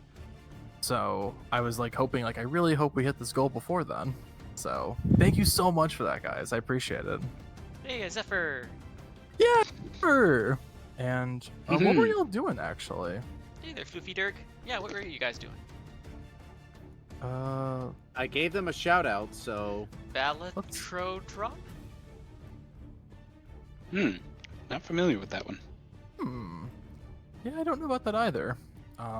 But I will just say too, we are in the middle of our D&D campaign too. Here is the poker roguelike. Oh yeah, I know what that is. So I'm just gonna basically be responding in chat from here on out as we go ahead and continue with our campaign, as just to not break away from the tension. For those of you who are hopping on in, they are fighting not cultist, definitely not cultist.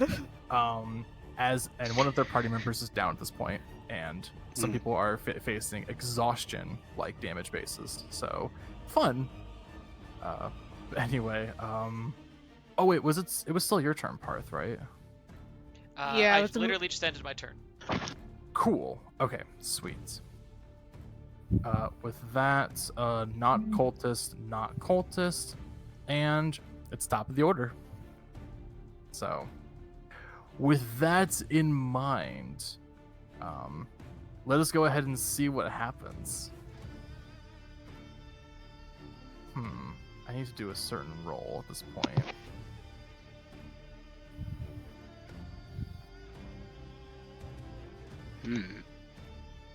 Okay, so at this moment, as there are just a general collection of shadows that have been occurring around and the ground and sorts, you do notice, well, a bit of a surprise occurs to you all, as forming right behind you, in the air, floating.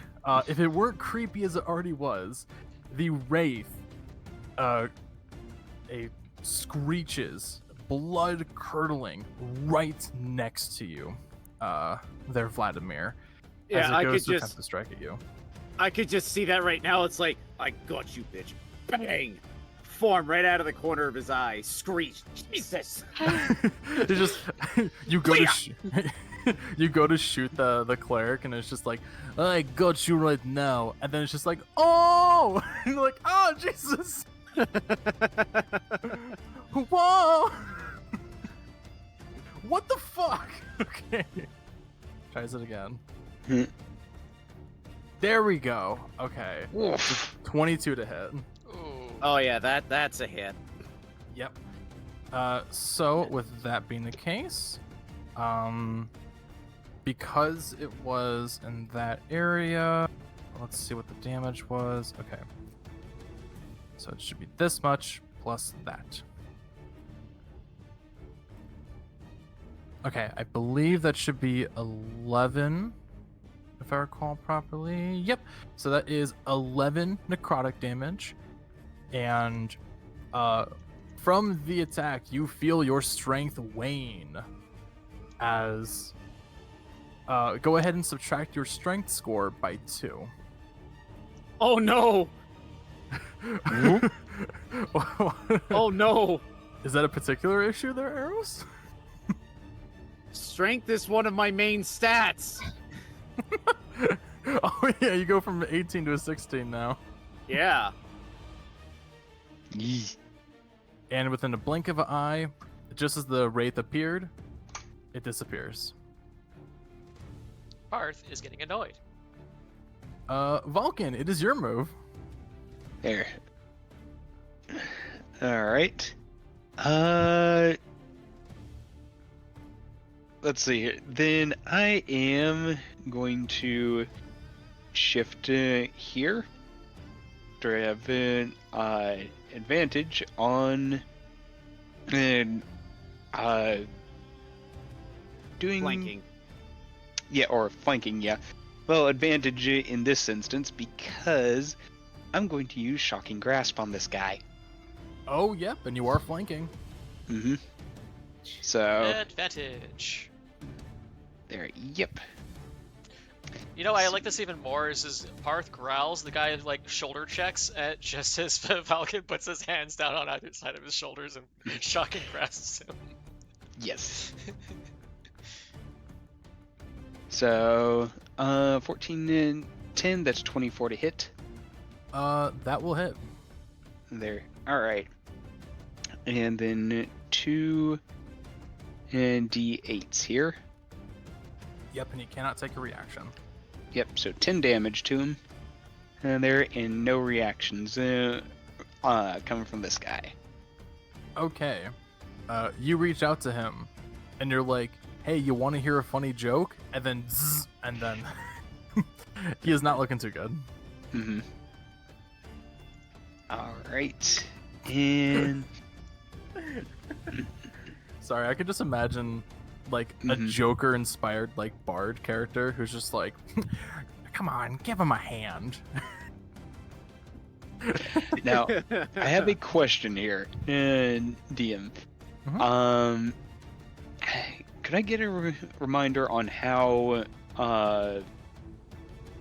the bonus action works with people who have like or for melee attacks there for natural weapons? Is that a thing at all? So generally, how it works is that if a person is having at least 2 weapons in their hand that they can use to attack with, I usually count it also as like an unarmored attack as well as that, since every person has the potential to do an unarmored strike. It just depends on, you know, how effective it is. You can use a bonus action to attack, though you're not going to get any sort of additional damage based on your modifier stuff. And there. Okay. And there. Wanted to check on that because I have almost... well, frankly, I've never run a Marshell class there, so was not clear on the rules. And now suddenly I have... I had called the werewolf transformation last game, and suddenly I have someone within claw attack range with an empty bonus action. Yes, you do. So yeah, you can use a claw attack on the side for that. All right, so let's see. That would be here.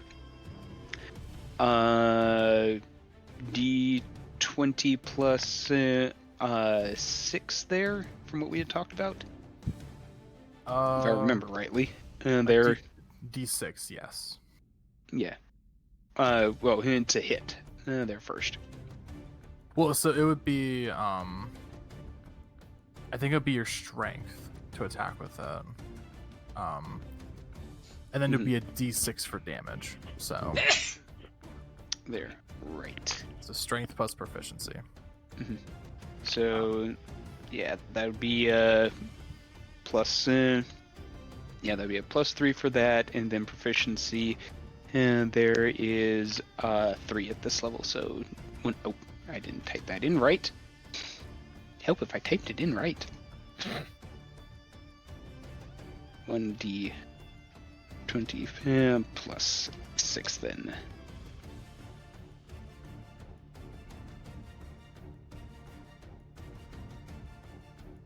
Hey, 22. Yep, that will hit. And there. you don't even need to roll damage. How do you want to do it? There. I grasp him from from behind there, and unleash shocking grasp there before, and just basically taking my claws and raking them right across his neck. Oh my god. So, with that, yep, you pretty much just grab him at the head, shock him, and then slash at the throat, which you realize hits a bit more forcefully than you're used to, as it sends the dude flying into the abyss, pretty much, like tumbling into it. Boy, you get on me for being gruesome. He was at 1 health after your shocking grasp. Good. No, there's just 2 opponents left. Well, so much for Paarth clubbing him. Sorry there, Paarth. I don't like it when people stab me. There's a little gruff noise from Paarth in agreement, considering Paarth has 2 stab wounds in his ass.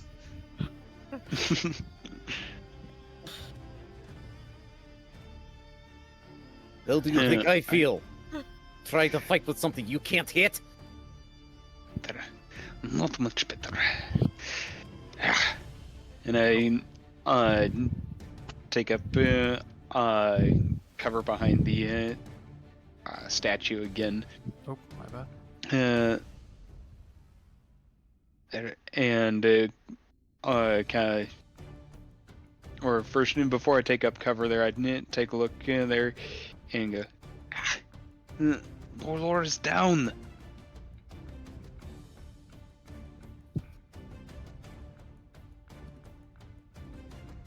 Beforehand, taking that cover because I have no more actions, bonus actions, or anything like that to expend.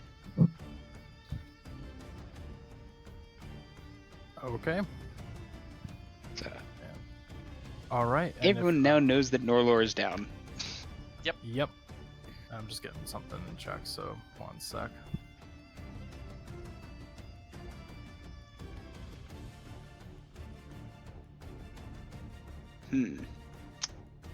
Hi, Blask. Let's see. Said that things are sounding off there from Discord, huh? For my end or for your end?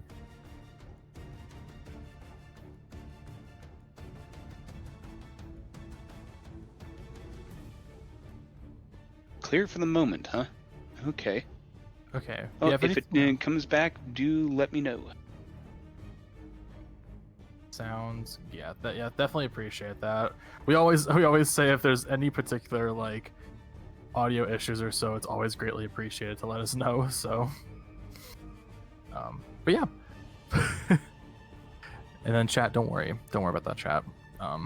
So all right, next it is the elven lady, and she basically just kind of after being shot, she looks towards, you know how time sometimes gets that digital distortion with that stuff. Oh, okay. But it was all beans and Discord. Okay, sounds good then. All right, thank you so much for letting us know about that, Blask. If it happens again, then we'll definitely take a look into that. That's strange because I didn't change any settings there. So, I had focused away from the game had my computer focused away from the game for a moment. I'm wondering if, while focused on the game, if it disrupts it. So, Maybe. let us know if it comes back. Yeah, that'd be awesome. And I'm just taking a look at this. Oh, that went way too far. There we go. And that is about 60 feet. So she takes focus on whoever shot her, which would be Aeros, aka The upper Vlad. half. Yep. Yeah, and she kind of looks up to you and it's just like, oh, poor pathetic man. I'll take care of you quickly. But first, see if you can save your friend before I take you down. And she snaps her fingers, and as a bonus action, her spiritual weapon approaches Norelor and attempts to strike.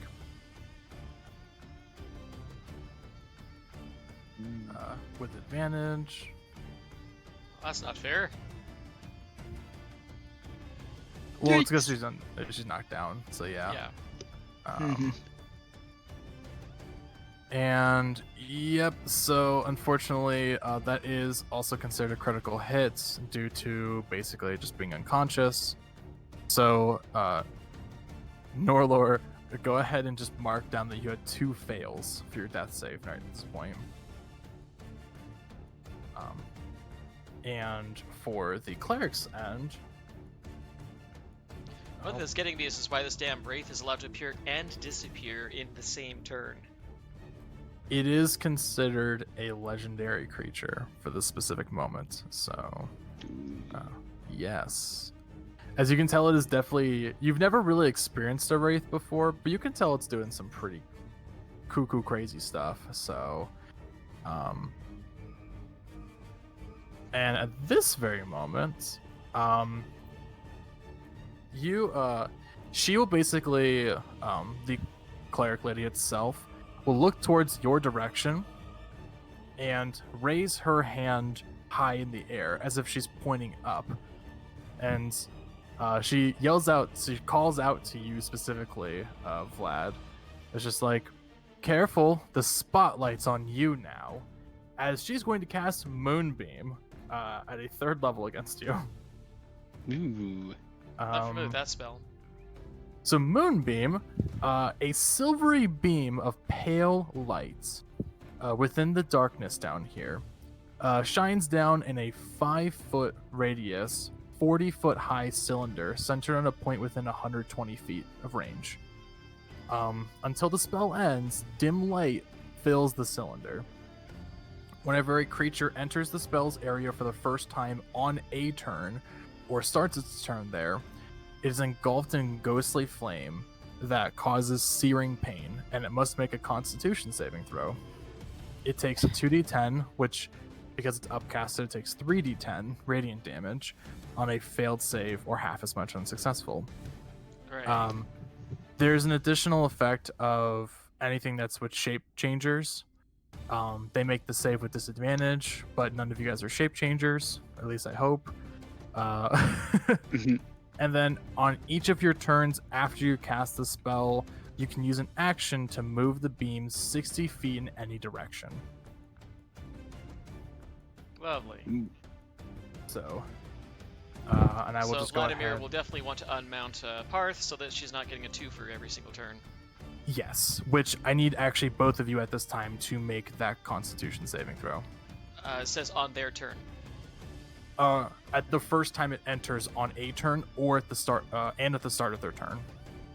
Wait, seriously, she can get 2 hits on somebody before they even get a turn? Yes. So, just reading it again. Whenever a creature enters the spell's area for the first time on a turn, or starts its turn there. Yes. Or starts its turn there. So it just is continuously getting hit, unless the concentration's broken. Okay. I'm not trying to see All right, so that's 22 for me. You have 7 Constitution save? Jeez. Well, He's a fighter. I also have proficiency in that, so Yes. My Constitution is just a +3.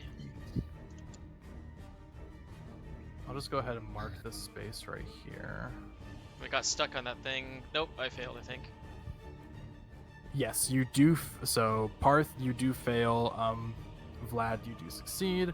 So let me go ahead and roll the damage. I think this is what's going to knock Paarth out. 13 radiant damage. You're close. You're definitely close. Is that my damage? So that's full damage, and then it's 6 would be Vlad's damage. Yeah, so 13 damage for Paarth. That's correct. Yes. Okay. And I will name that Moonbeam because we only really need to matter about So- the. When Paarth takes the hit, Valkin, you can see Paarth is gravely wounded. Paarth locks eyes on you and states quickly before he starts to succumb. Valkin, focus your Eldritch Blast on the Wraith. Hold it and hit the bastard before he passes out. Well, before he starts to pass out. He's looking like he's ready to drop any minute. Mm-hmm. And And there, I nod in response. all right, and Vlad, it is your turn. Okay. Mechanics question first. Yes. Dropping straight down to the bottom floor here. What will that incur? Let me check the height. I'm just gonna put in a model just to double check it. So we'll use a fox because y'all are foxes. So, oh, of course, the one time you don't actually show the heights. Let's see. There we go. That's a little too high, I assume. So Yeah, you're above the ledge. okay, so it's I would say it's about a 15-foot drop. So with falling damage, you definitely would exceed that amount. But let me double check the rulings because no one ever really falls in this game. Right. And it'd be some sort of athletics check at the very least. Actually, I don't think it does an actual check though. It's just there is like a general like any fall from a great height is always hazardous. So, Mm. Okay. which specifically it says at the end of the fall, a creature takes 1d6 bludgeoning damage for every 10 feet it fell to a maximum of 20d6. The creature lands prone unless it avoids taking damage from the fall. So, for this Okay. case, you would just say take a d6. Okay, so the idea is to effectively drop to the lower floor, maybe have an athletics check to maybe save from the damage or land not prone or not land prone. And then just start booking it while opening fire on the cleric. Okay. So, yeah, I'll say that the damage that you'll take isn't going to be any halved, so it's just going to be a d6, but I will allow you to do an athletics check or acrobatics check, whatever your preference, to avoid being prone, since it's Well- not like a huge fall. Yeah. I mean, I've got proficiencies in both, but we'll do What? this one because it's a little bit higher. Yeah. Oh, come on, Valkin, you blocked my roll. Well, I was going to say, before But- you do that roll, which will still count that for the Okay. situation, I need you to roll the Constitution saving throw for Moonbeam. Right. Yes, because you are starting your turn there, and then I'll allow you to move. Ah! Okay, that still saves. Yeah, so that's okay. Mhm. Let me go ahead and roll the damage for everything. So, okay, so Okay, so 7 that's radiant 7. damage. Yep, and then Nope, plus the that's not what I d6 of wanted. falling. 5. 7, 8, 9, 10, 11, 12. So 12 total. Yep. And Okay, so that acrobatics check did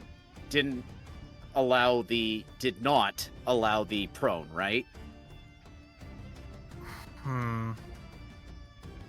I will say for this purpose, I would say that you were able to, like, you almost felt like you were about to fall, or at least like you were able to like stay prone or anything like that, but you're able to just catch yourself with a roll, so you're not going to be prone Okay. after that.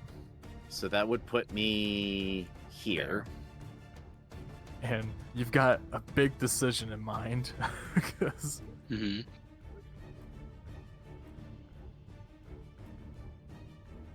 He knows nothing of the spiritual weapon. He knows nothing of how spiritual weapons work, except for the fact that it was casted by her. So for all he knows, just lay enough damage on her and it'll fuck her up and this will dissipate. Yeah, I don't even know if spiritual weapons are concentration or not, because we've been dealing damage to her repeatedly and it hasn't faded. They aren't concentration. That's annoying. Yeah, but Vlad doesn't know that. Mhm. Okay, so let's Not see. like you can do we've much else got- other than just try to take her out, so... Yeah, if she's unconscious, well, she can't move the weapon. yeah, you've got some opportunities, but it's still terrifying. Okay, go for it. Well, Paarth is Oh. about to drop if he fails his next check, so... Yeah, that's about 30-ish feet, I would say. Yeah, that's about 30 feet there. The fact that damn Wraith keeps playing hide and seek is the most annoying, because I would have to literally sacrifice a turn for him maybe showing up. Mm-hmm. Yeah. Okay. So here's my thought. Mhm. If I recall correctly, let me check my character sheet here real quick. He does have it. Okay. This will work. Mhm. He does have it. He has a potion of greater healing. Nice. So what he is going to do is he is going to forcibly put himself in between Norelor and the spiritual weapon. And as a bonus action, he's going to pull out that potion of greater healing and just break it right next to her. Oh, to where it splashes on the both of them. To where it splashes on the both of us. Okay. Let me think. The ultimate objective here is to ensure that the potion of greater healing at least is used on her. Okay. Because If you're trying to hit, yeah. Oh, sorry, go ahead. Because I know that using the actually using the potion, like uncorking it, drinking it, takes an action, or uncorking it and just pouring it over the downed body takes an action. Yes. I would say at the most part, I would say you could either step in front and then heal only Norelor, or you could be on the side and heal the both of you. But then you wouldn't be able to get you'd probably be on the side or so, like where this die is at, or like next to the other. Because you just really can't share a space between people, Okay, so then the main idea is to place himself between Norelor and the spiritual weapon, and he will use that potion of greater healing on Norelor. Okay. So if that's the case, then I'll say that you're able to move yourself right in front of it. And you wouldn't even need to do a check because this isn't an real item. So I'll move it back this way. You move it from the space there, and then go ahead and roll a healing for the potion. What was the roll for the greater healing again? I think it's the Wendy's deal, 4 for 4. But let me check. Yeah. Yeah, I think that's about right. Wait. Yep. So 4d4 plus 4 for greater healing. Which is just really? Only a bonus of +4 for a greater healing? Well, It's is always been ridiculously low. Okay. It is a max of 20 though. Okay, so here's the 44, and whatever is rolled, add a 4 to it. Yep. 16. 12, 16. Perfect. No, like, what I was saying there is like, it's always been ridiculously low. The things that are priced to really high, but it's like, it gives so little healing for the amount of coin it costs. It's never made sense. Yeah, I agree. Healing in 5th edition is really weak. It's only really good for picking up a party member, since there's, like, once you just pick up a party member, they don't really lose anything, or they don't gain any negative traits, like how Pathfinder is, like, it just is easier to knock them down, and they have harder time of hitting people. So, yeah, it's bad like that. Though if you do have someone that has, like, Beacon of Hope, for example, you can always just fully heal someone the maximum, which is really nice. So, Right. But yeah, besides that, ain't too good. But anyway, Vladimir, was there anything else that you wanted to try and do? I don't think there is really an actual thing that can permit this, but take a defensive stance against the spiritual weapon to try and Yeah, I was about to say, you haven't done an action. No, he No, healed on I did. Norelor. That's right, I did. Yeah. You still have your bonus action, whatever you want to do with it. Oh, Wait a minute. hang on.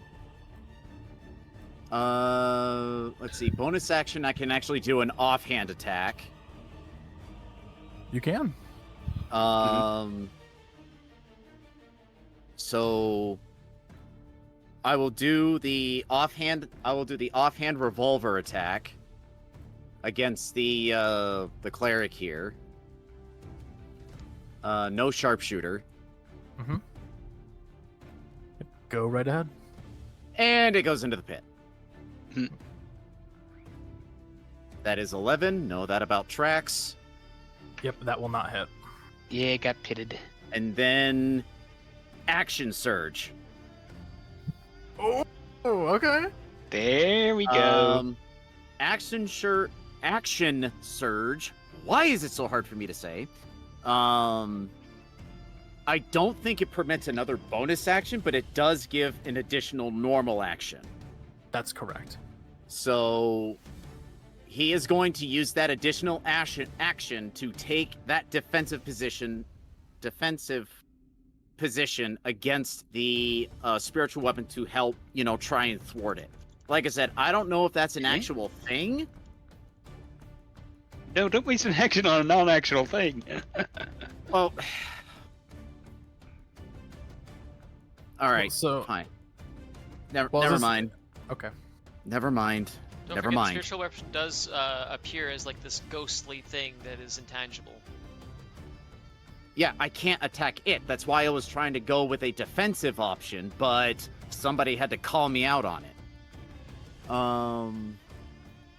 So at that point, I'll do another revolver shot at the cleric. All right, And go ahead. that other D20 disappeared into the pit, so I can't really get that.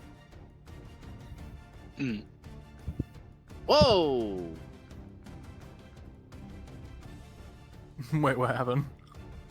I went to roll and it fucking disappeared. Where'd it go? Oh shit, I'm sorry.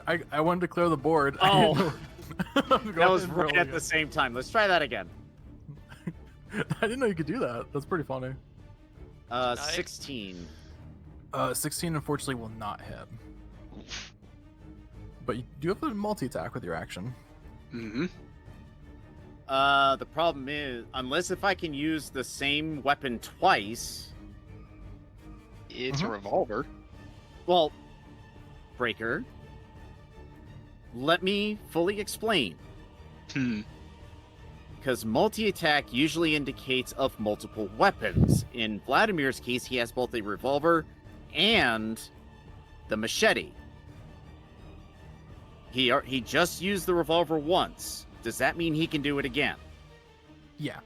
Okay. I'll allow it because since you have the gunner feat, you don't need to reload. So, so I would say even if you have like your single fire, I'll allow it of being able to use that. Hey, there we go. 24. Nice. Cool. Go ahead and roll your damage then. And then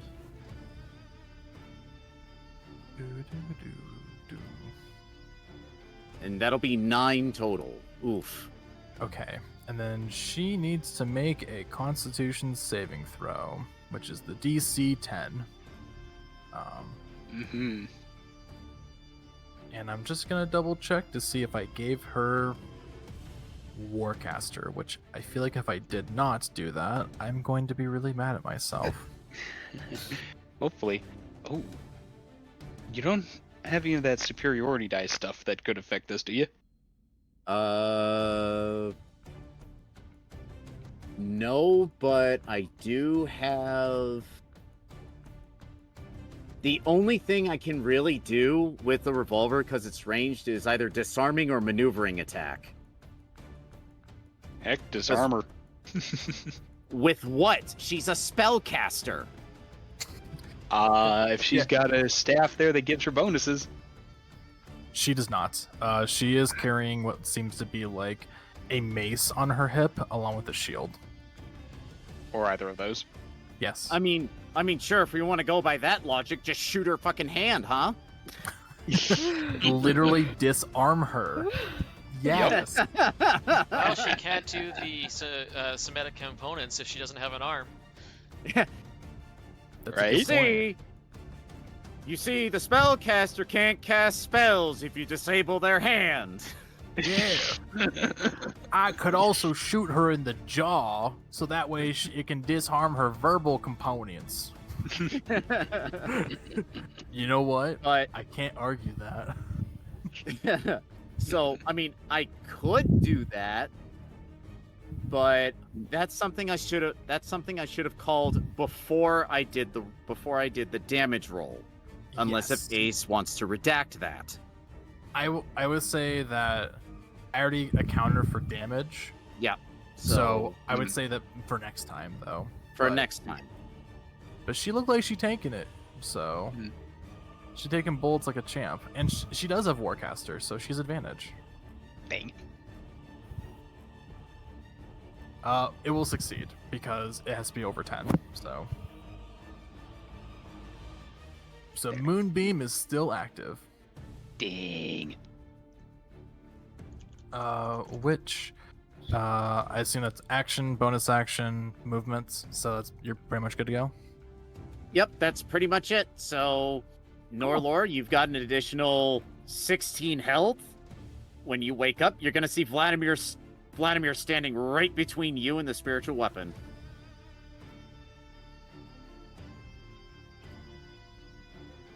You probably hear a groan as she starts.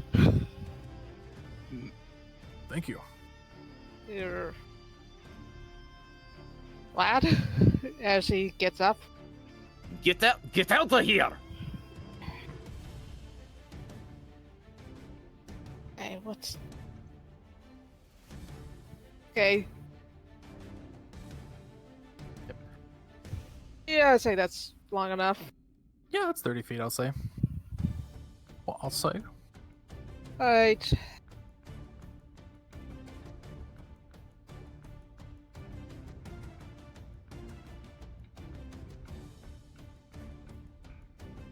How's Vlad doing?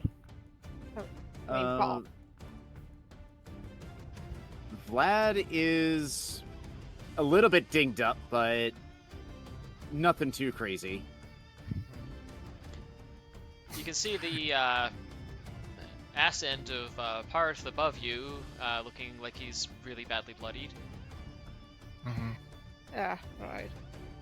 Well, from What's your the range position, I would say maybe it's a bit hard to tell, unless so. just because she's like right up against the wall. Yeah. Okay. I wanted to cast for now, a basic level 1 Guardian Bolt against the cleric. Yeah. Oh, fuck her up back, dude. Go for it. Mm-hmm. Is it? I mean, it's gonna only be a level 1, not a level 4, but still. Advantage Right. is advantage. Also, Ace, have you been rolling her concentration checks all this time she's been taking this damage? She did. Yep. I mean, Yeah, he did. she succeeded. Damn. It was only one hit too that went through. So Oh, I thought that he shot her good. Okay. he shot her good at one point. Does the 23 hit? Yeah, pretty close. But you hit her. Alright. A level 1 does that much. An insane amount. Nope, I meant...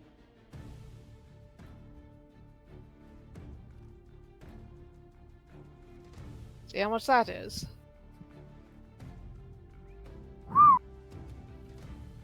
That's 16 straight to her.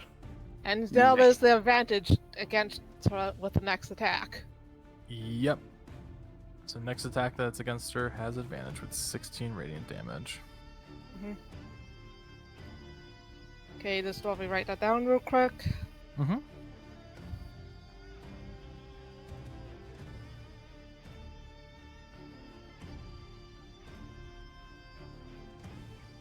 All right. And anything else you want to do?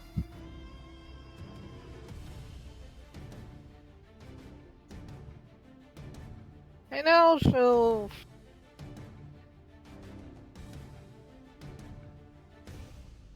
One, two, three.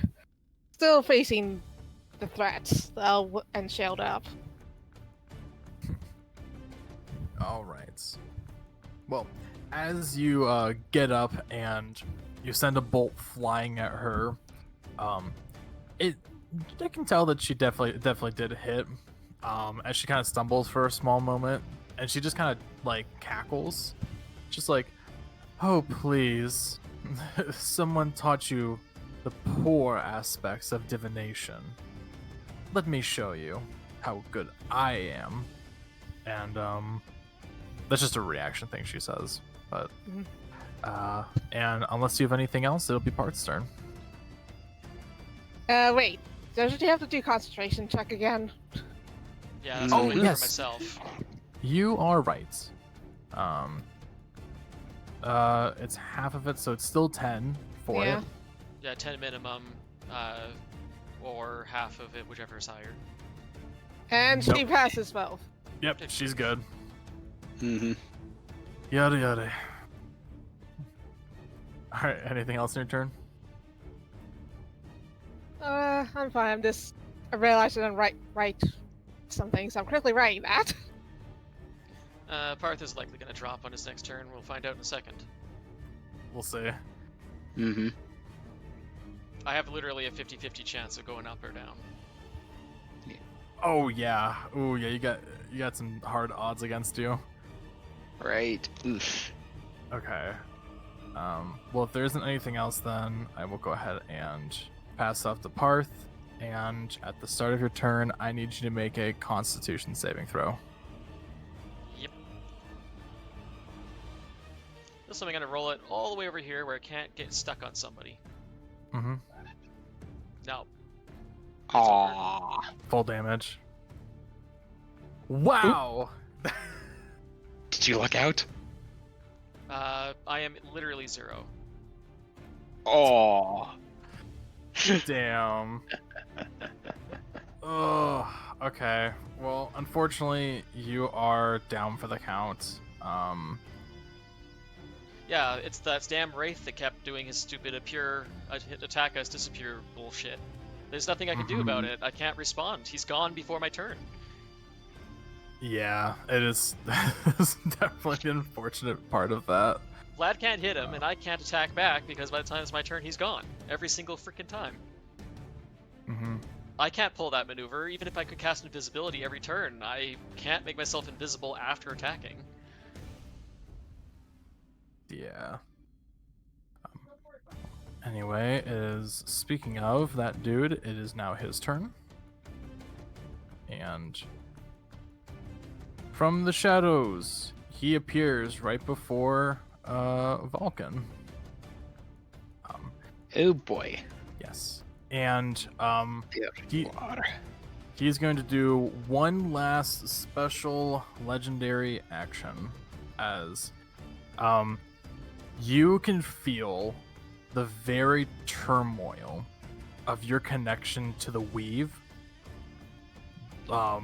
basically being gripped to Valkin.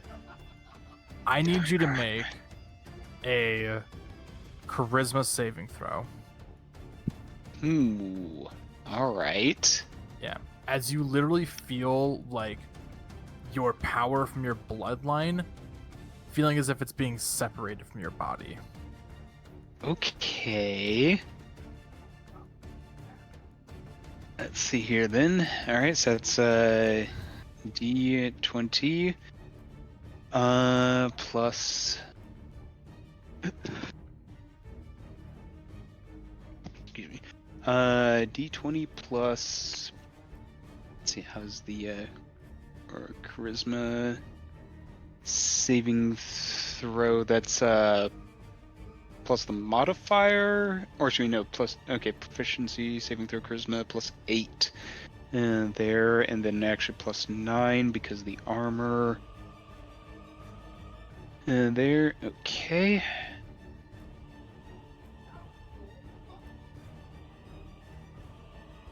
And I'm going to go ahead and add Dark One's Own Luck on top of that 13, which is a D10, I think. Checking. Yeah, let me see too. Yeah, 1d10. Okay, cool. And Go then for just it. grabbing these. Hey, 19. Oh, wow. Okay. So glad you did that. So the save for that was a 15. So Ooh. and actually because you got over a certain threshold, a special action occurs. So you feel like you're trying to resist and carry towards your bloodline. As the very moment you feel your magic return to you, bits and aspects of what seem to be parts of the weave itself, the pure arcana that sinks within every aspect of life, you visibly see different traces as if like there is a connected line between you and this wraith. It wasn't there before as you would have felt it prior, but you feel as if there is like one thing that you can do now that you feel like you've gained strength over this. And in one fell moment, you feel the cord tug towards your direction as you feel as you can literally see bits of the weave pull away from this wraith as it screeches and dissipates, like basically as if like the fog dissolves, in addition to every aspect of darkness in this room, as it is now well lit. Yeah. What was that? But feel stronger somehow. In a bit of a small, you can only hear like kind of one voice in your head as that connection draws towards you. Thank you, Void Caller. As it is a familiar voice to you, as you feel strengthened, though the strength is yet to be detailed until after combat. So, and it killed him. So, So now it is your move. There. Well, and turning towards the priestess, there a dark glow, flickering in my eyes. I believe I have one other to take care of. There, and let's see.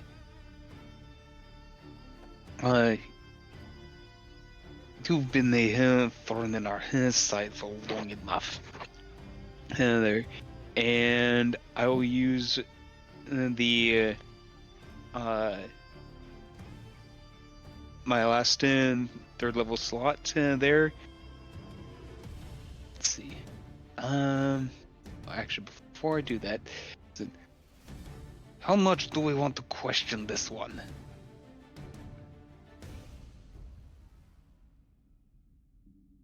Well, Paarth is down.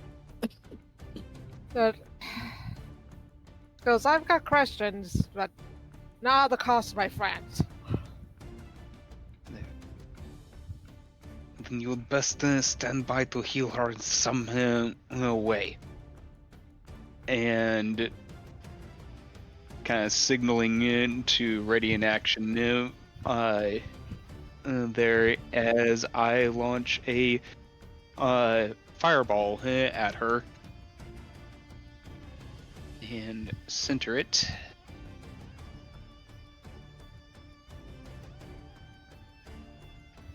Not quite there, but Just a heads up again, you can't actually perk the spiritual weapon. If you can say Valkin doesn't know any better, but nonetheless, just let you know. There. Okay, yeah, I thought Ace had mentioned something about being able to No, target it no, there, he didn't. but- Okay. Yeah, In let's Baldur's talk Gate about- you can, but not in this Okay. game. So so there's no way to okay, there's literally the only way to get rid of a spiritual weapon is to take down the caster. Huh. Yeah. Yeah, that's one of those things I find really weird is almost any spell I can think of, there's ways to shut it down, even if it's just like knocking out the caster's concentration. And yet spiritual weapon, it's impervious. If the caster puts themselves in a place where you can't knock them out, they can just keep it going forever and it just keeps attacking. Or at least Yeah. for 1 minute. Yeah. Yeah, wow. Okay. That's why There. it's such a good spell. Alright, in that case, there, I just center the fireball right on her. Okay. And I know it's a dexterity saving throw. But what is the score that she needs to beat? She needs to beat an 18. Ooh, that does not look too good in her favor, but we'll see. What the fuck? Literally meets it, beats it. Of course. Oh no, I spoke it into fruition. I am a true dungeon master. I've graduated. 8d6 plus 6. Alright. It'll just be 8d6 and then you'll half it. Yeah. 8d6. Damn, that fucking sucks. Right? Holy shit. Yeah, 14. several low ones in there too. What a roll. Okay. And she does get her. I'm gonna clear those dice away. She does get her concentration check, which it does beat. So Moonbeam is still course. active.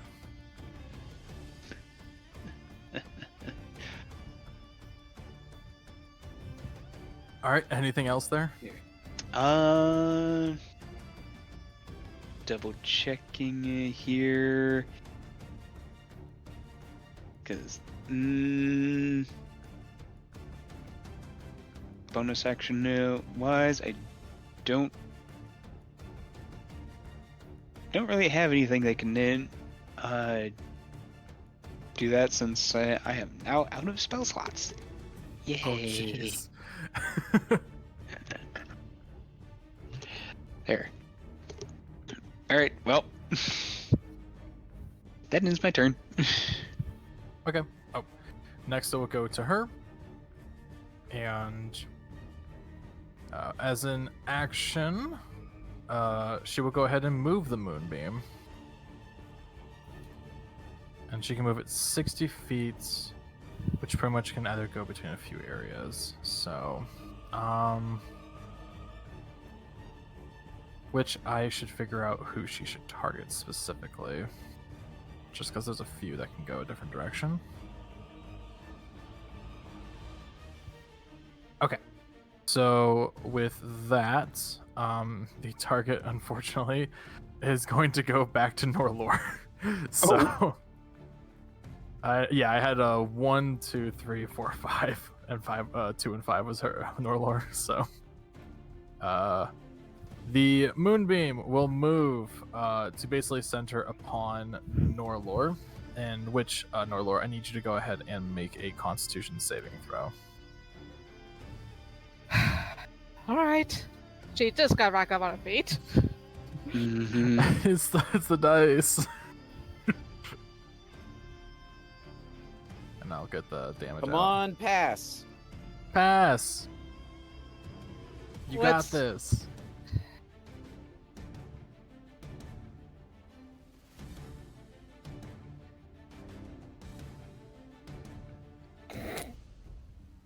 Unfortunately not. And the damage is Oh, 21 no. radiant damage. Jeez. Yeah, that was a... I thought it'd be okay. Okay. So that is the Yeah. moonbeam, which shines upon her, Norelor and also knocks her out. And next up is her bonus action, which she will attempt to use the spiritual weapon to boink the Fulf, or the Floof. So let's see here. Ah! Yep, that will hit. Though it is only a D8 of force damage. Plus... Wait, what kind of weapon is it? I know spiritual, but is it a blade or? So it's a mace. Oh, okay. But it deals force damage because it's a spiritual weapon. I thought it was okay. I thought it was radiant, but to be a tomato with Vlad. Wait, let me double check. Why is my caps lock on? Thank you. Spiritual weapon.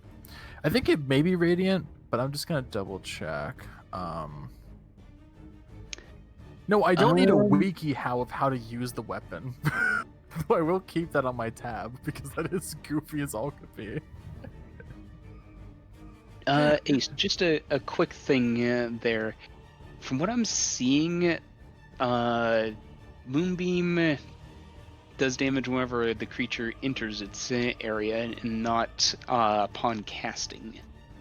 There. Yeah, so the enter itself is that the moment that the beam hits, it enters the area of the spell. So. Yeah, that was my complaint earlier. I was in disbelief that it does damage when the spell's cast and on the enemy's first turn. Yeah, according to Jeremy Crawford there in an Ask thing, Moonbeam isn't intended to do damage when it first appears. Oh, really? Okay, that's my Yeah. bad then. Okay. It doesn't do damage when it first appears? Correct. Then I'm That not is straight from unconscious. Crawford. Okay. That's my bad then. I've always seen it played the other way, so that's my apologies. So so how about That's why I was confused, because even my Hunger of Hadar, that's what I was saying. I can cast it, it puts this thing on the ground, but nobody takes any damage until their turn. Okay. Yep, that is I have not graduated in being a DM yet, so so okay, I'll say this. So before she goes ahead and takes her turn, which she'll we'll still go through this. We'll go through her turn still, and then it'll be your turn. How about that, Dav? Could do that, I guess. Yeah, that way you'll get essentially 2 turns before that. Just because if we had to retcon it or so, it would change It would a be lot messy. of stuff. Yeah, especially since Yeah. Paarth's turn was going to be a prepared action to attack the Wraith guy. Yeah, which he's gone anyway, so Yeah. so- As luck has it, Valkin was able to take care of him, but Paarth's plan was originally to, ready in action to attack the bugger as soon as he reappeared. So yeah, so we'll say for the time being, I'll go ahead and just finish up the damage with the spiritual weapon, which it is actually yep, so it is force damage, which is so 8 force damage to you there, Aeros. 8.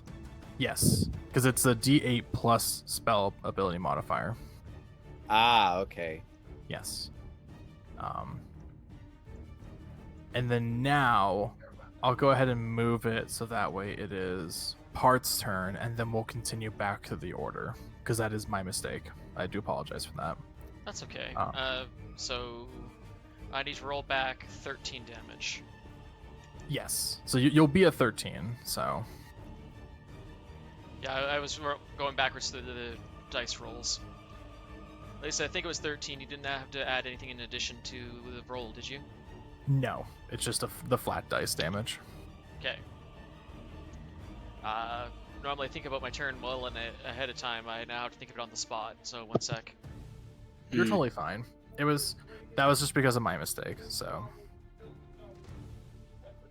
Okay, I have an idea on what my next turn's gonna be, but I'm gonna have to ask and see whether or not it'll be feasible. Mm-hmm. Well, I do know what Paarth is going to do, I guess. Let's try this again. Now that Shadow Dude isn't here, Paarth, once again, casts Darkness, or not Darkness, the Hunger of Radar, right on her, but he's going to deliberately stagger it in this direction, so that if she dares try to walk towards our friendly, she's walking deeper into it, and she won't even know. Okay. Oops, my bad. So this way, 20 Yeah. feet. 20 feet. So, as per description, nothing happens until it's her turn. That's Which, correct. as I'm she just gonna starts pull- her turn, she'll take the damage. Yep. Let me just pull up Hunger of Hadar. She Just so will- that way I have the info. Yeah, basically, anything inside will always take 2d6 initially, and if they end their turn, they take 2d6 again as acid. So, cold start, acid end. Sounds good then. With that big old bubble in place, Paarth is going to maneuver himself over here, where I assume from his perspective he can be confident that he can't see her, so she can't see him. Yeah. You guys can see that there is like essentially the ground area like itself for so within that area looks as if it is like complete and utter void space, along with some essential bits and pieces of light. So you can see within that area that Yeah, all of us outside can see the edge lining of everything that's inside, but she can't see out. and I'll mark it as pink. So, Paarth will... never mind, Paarth won't be able to see Norelor, but assuming Valkin can see her, Valkin can drag her out. So, that's Paarth's turn. which it will go back to Vlad, and then we'll go back to the order again. So Okay, so is the Drunken Master technique successful attacks grant disengage. If I were to fire upon the cleric and it hits, I can use that disengage to get away from the spiritual weapon, yes? I'm just trying to think of the best way to put it. So since the spiritual weapon is not a creature, it doesn't get an opportunity attack. So Oh, you it can just freely doesn't? move. Yes. Oh, Oh, that's good to know. Because I was wondering okay. about that, because you can't do any of your usual maneuvers against a normal foe, So how do you get away from the dang thing? I guess you just literally can walk away from it. Cool. Yeah, and you as player knowledge, like with character knowledge, would know of this simply because Norelor has used spiritual weapon numerous times in the past throughout this campaign. And So- you've seen Okay. how it functions. Yes. So Okay, yeah, okay, that's fair. I'll give that. Okay. So Vladimir could risk pulling Norelor out, but that would also imply that he is going to partially enter the 5-foot radius because he's reaching in together. I don't know if it counts if your body enters or just pieces of you enter. for the moonbeam, it's just a 5x5 Yeah, with but a if column you're that goes up by 40. if you does it count as you as a whole enter its radius, or does it even count if you like stick a finger in to like grab somebody? It's just if you Yeah. enter. So Okay. So you can holler out. So, yes. Mhm. all right. So by hauling her out, what does that require? Does that require action and bonus action and movement, like the whole thing? I would say if you're gonna drag her out, I would say it's you would use an action and then essentially you would just walk as if you had difficult terrain. Okay, so half movement speed. What about hoisting her up on my shoulder? Uh, Go ahead. I was about to say, let the Good, DM sorry. answer. mhm, mhm. So if I would say at that you can basically pick her up and everything, instead of dragging. Yeah, I would say you still have enough strength or so that it wouldn't impede. Oh, I bet her armor is pretty heavy though. So I would say whether or not you want to drag the body or hoist it on your back, I would say that you it would still be half movement. And attacking or so would be a bit of a deficit because you do have a lot of weight on your shoulders, literally. You know, just because of armor and purposes and such like that. I was going to say, Okay. don't forget you have a telekinetic ally there that can shove people. Yes, but I can't just command Paarth to do it because we would have to wait on his next turn. I think he was referring to himself. Mm-hmm. Well, also one thing to consider is that this player knowledge, which Norelor has 2 death saves right now, Those which don't get reset when you get up? not fails. No, successes do, but not fails.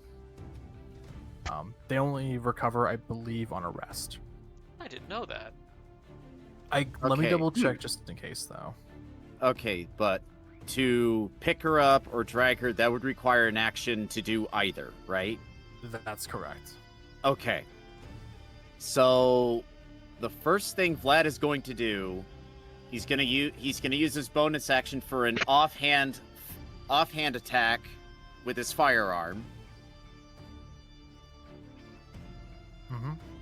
So let's go ahead and do that. That is a 26 to hit. That will hit. And then for damage,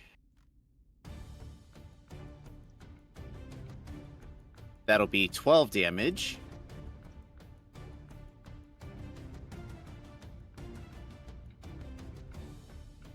And yeah, it's not worth it at this point. And then let's see, So he's 12, got okay. 12 damage. I'll make her save. Also, sorry, just one quick thing too. So she actually, Norelor does not have any sort of failures anymore because the number of both successes and failures is reset to 0 whenever you regain any hit points or become stable. So Good. you're just at 0 value. So Okay. Okay, so his movement speed is 30 foot. okay, and Moonbeam is still active. So in order to do this, it would have to be 5, 10, 15 pick her up, and then he would be half movement, so he could only move 1 or 2 more spots. Yep, Right? but at least she'll be out of the beam, right? Yeah, she'll be out of the beam, but you'll only be able. It'd be half movement after that, so you'll probably only be able to move like 1 more space. Yeah. Which is a-okay. So I've hoisted Norelor. Vladimir's hoisted Norelor up onto his shoulder, and he is carrying her out. As he exclaims, "Cover us! I've got Norelor!" Cool. Now it is Norlor's turn. And Norelor, I just need you to make a death saving throw. Hold on, Norelor. Nice. That's a success. So, Yep. you ain't up, but you're getting closer to being stable. So, next up is Paarth. Okay. Right, because of the weirdness, Paarth is going before she hasn't even had a chance to react yet. Yep. Yeah. Paarth will move. Have 6 steps. 1, 2, 3, 4, 5, 6. Yeah, I can do that. Paarth moves right.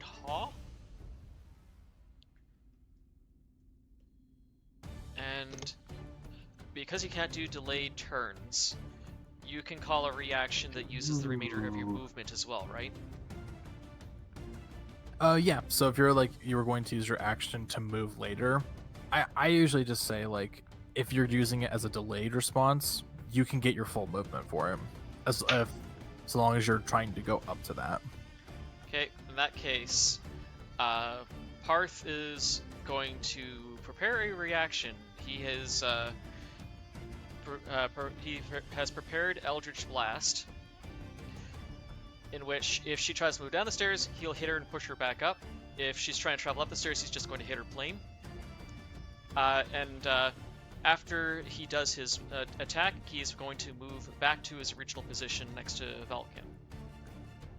Okay. He's delaying his Eldritch Blast to see what action she performs. So as soon as she performs her standard action, he attacks. The reason for this is Paarth is deliberately going to delay, so that if she tries to cast another concentration spell, he's going to attempt to break her concentration with it. Sounds good then. Okay. Now it is Valkin's turn. All right. Let's see. Then I'm going to sing into it. Are the Hunger of Hadar there? I'm going to cast my Eldritch Blasts. But this time I'm not going to be pushing her around lest I accidentally push her out of it. Okay. Yeah. Sounds good. So, alright. And Now I just imagine Vulcan and Paarth ping-ponging her all over the place. Yeah, forward, backward, up and down the staircase. That'd be hilarious if he was at the top and Valk was at the bottom. We just keep pushing her up and down the stairs, and she keeps falling prone from being pushed on a staircase. That's the strategy. That's the strategy with Hunger for Hadar. Yeah. Okay, that didn't. Wow, what the heck? What is going on with 3s today? I've never seen this many 3s in one session. That one roll just dead stopped right there. It did. It was like, and now. That was not a proper roll. What the heck? I'll allow you to re-roll it. Alright. I didn't see it because I was focused on the center area. But... There's something right there. Yeah, it's okay. That just bizarre. I think it might be hitting the. I almost wonder if it's hitting that sconce there. No, it's past the sconce. There's something in that spot, whether it's a ledge or some kind of something else. This is just a test roll. That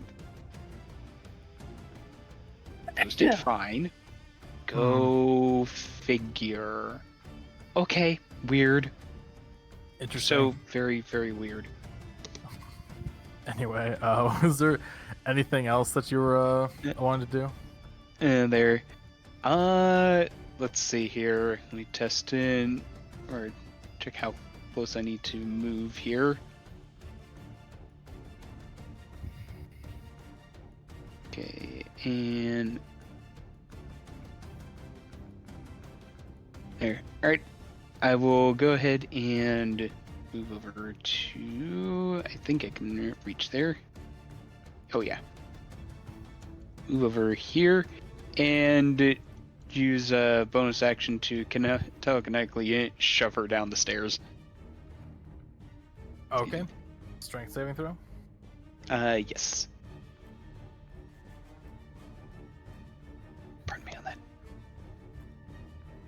I'll roll it. I'll roll it down the stairs. 6. That's definitely a fail.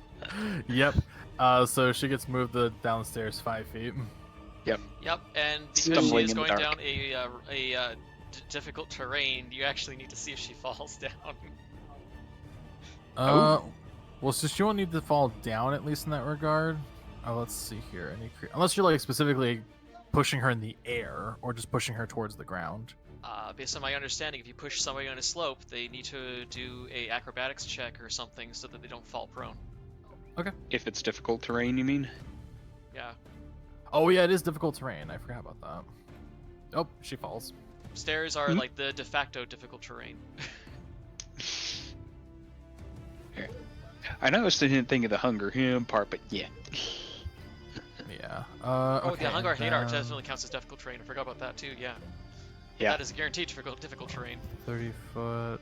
Let's see. Any creature.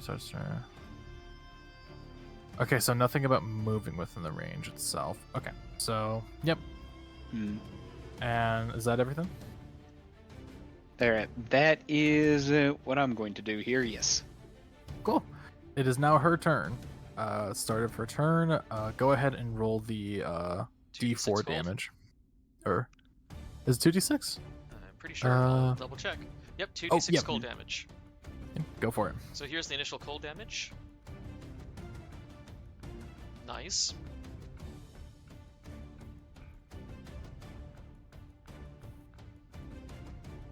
Okay, and then she will get up. Also, she has to roll concentration. Oh, flat yes. That is right. For Moonbeam. That succeeds. 10. Yep. Okay. Alright, half her movement. She stands up. And let me just check something real quickly. Just to make sure that it'd be different.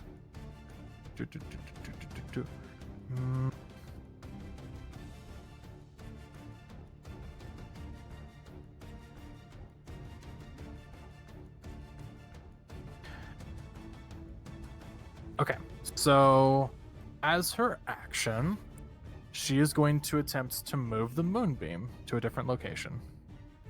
Just bear in mind, she doesn't know where. She can't see the room. Yeah, the one thing that the spell does clarify is that so the silvery beam of pale light shines down in a 5-foot, 40-foot radius cylinder within range. It doesn't say a point within range that you can see. Okay, yeah, so she'll need to see it. So, okay. Well, she is going to attempt to go this way. Okay. 10, and then basically tumble down the stairs, so 30. But it's just I don't think that was a significant enough fall, was it? it was only 5 feet, so no. But she will dash though to pretty much cover the rest of the distance, which will get her out. Because you sacrificed half to get up. There. Oh, you're right. You're right. I was going to say, how much movement does she have? That's way over the 60. I know she. Yeah. Well, she's 40. But Yes, but so hang 10, on. 20. She used half. Hang on. She used half to get up, and she's in difficult terrain, so it's halved again for how much she can move. So what's half of 15? It's not 15 though. She has a speed of 40. So She has a speed of 40, so she lost 20 of it from getting up. she moved 2 spaces, which is 20 feet, and then she dashed for 20 more feet. But each of those spaces count for not 5, but 10 because of difficult terrain. Yes. So she was right here. Yep, so let's count them. 10, 20, 30, 40. 40. And that includes the small fall. Yeah, okay. Yeah. So it should be good. Alrighty. I can't dispute that, that's good. Yeah. She is... She's is just out of yeah, it. Is she actually in it or not? I don't think you have it quite centered on a tile. Yeah, you don't have it centered. Wait, no, it should be centered. Let me see. No, it's not centered on the stair tile. Uh, Does it count if it's covering half a tile on 2 sides? I don't know how That's where spheres work. That's where you pointed it. Let's see. Yeah. Oh no, it's between the line. So yeah, it's not. Let me move it a bit more. Let's see. Let me make sure I get this actually centered. Like, I think you have So it centered tile, don't you? It should be right here. Now it's more centered.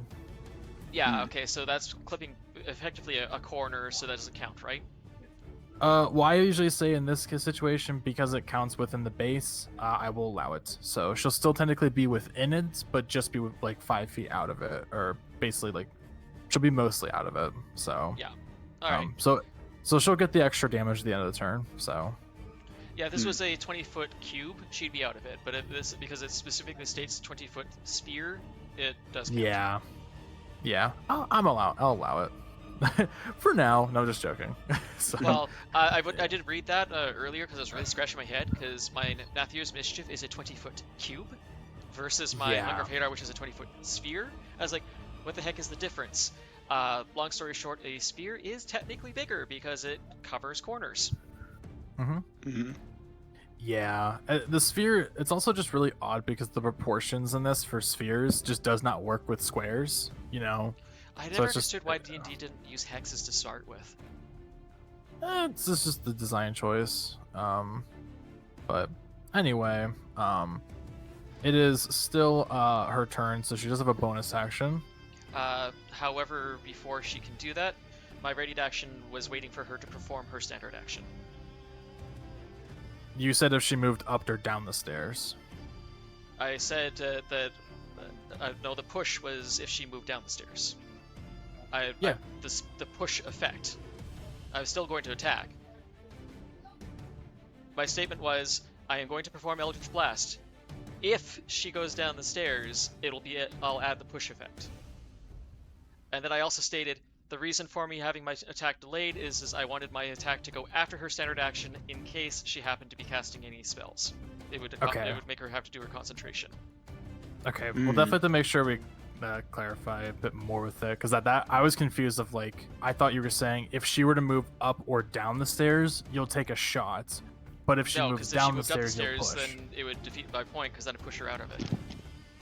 Well, let me finish. So, I thought your thing said if she moved up or down the stairs, you take a shot, but you'll apply the movement if she's only going down the stairs. No, that's what why I thought you said. That's why I even clarified about the reasoning for me delaying my cast until after her standard action is to guarantee that if she happens to be casting a spell, Paarth is doing damage afterwards to help break her concentration. Okay, I'll make sure to go ahead and I'll clarify again if anything else that happens again. Yeah, I thought just you make sure understood. I have That's it why right. I asked you if you understood. All right, go ahead and make your attack roll. So, 1 sec. 15? No. 7. There we go. So, roll to hit. First shot. Misses. For some reason, I can't pick up my die and roll it again. It's just because not on your turn. So, if you can just spawn a different one. There you go. Probably not going to hit. Yeah, both do not hit. You're gonna have to clear my other one. It fell into the drink. The twink. No. Okay. That was my prepared reaction. Cool. And now she will go ahead and use her bonus action to move her spiritual weapon and strike Aeros.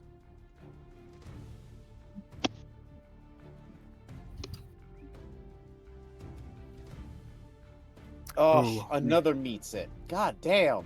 Well, it's also plus an extra bonus, but yeah, so it still exceeds it. So Yep. 1d8 plus 5. 11 force Ooh. damage. And that is her turn.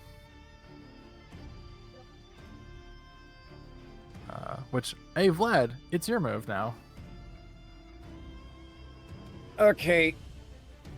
Swings gun back, offhand shot, and then continues to move with Norelor in tow. Oh, All right. right. I didn't do my move as well. Can you move me right here? Sure. So we're gonna do you.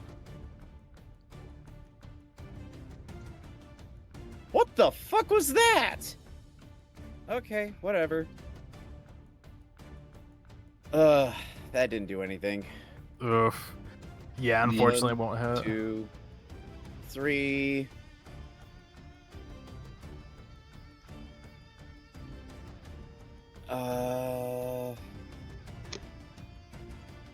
Could dash if you want to. Yeah, I could. You can might dash as if well. you want to. You can leave your friends behind. Yes. Because Yeah, if they we'll- don't dash, then they don't dash, then they're no friends of mine. Okay, so yeah, we'll do the dash then. Come Yeah. on, let me. There we go. 1, 2, 3. All right.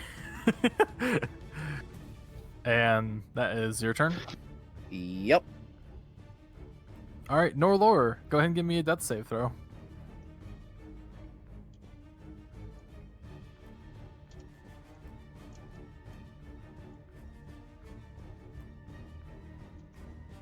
Nice. Another success.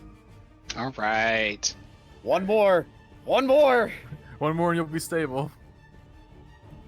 All right, Paarth, you're up next. Okay. There is no way Paarth can get all the way over there and shove her the other direction, is there?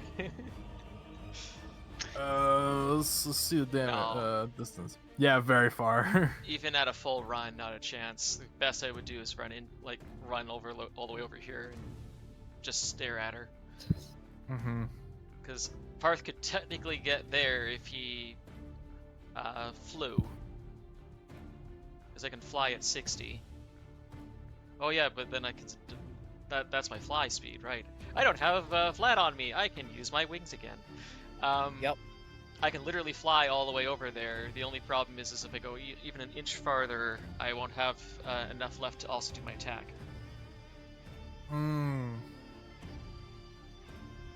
That's right. It's a shame you don't have reach with your tail, apparently. Yeah, like I can potentially do that, but of course then I'll be in my own field, and it does not care about who it is. It'll hurt anybody.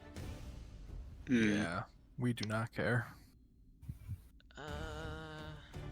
So it's either use more of my movement and corner her. Like I could use all my movement and land right next to her, which means now she has to either take a attack of opportunity or fight me.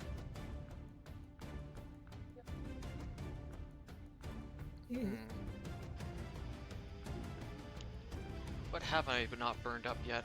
Let's see.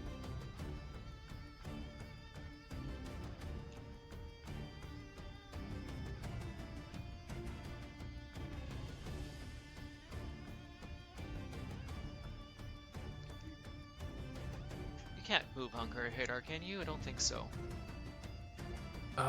Let me check. I don't think you can. I don't see anything in the summary. I don't think so. Nah, yeah, you wouldn't be able to, unfortunately.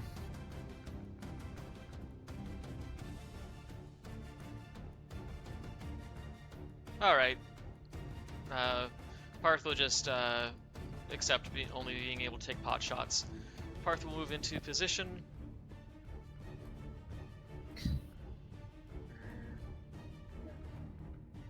And go right ahead with your attack rolls.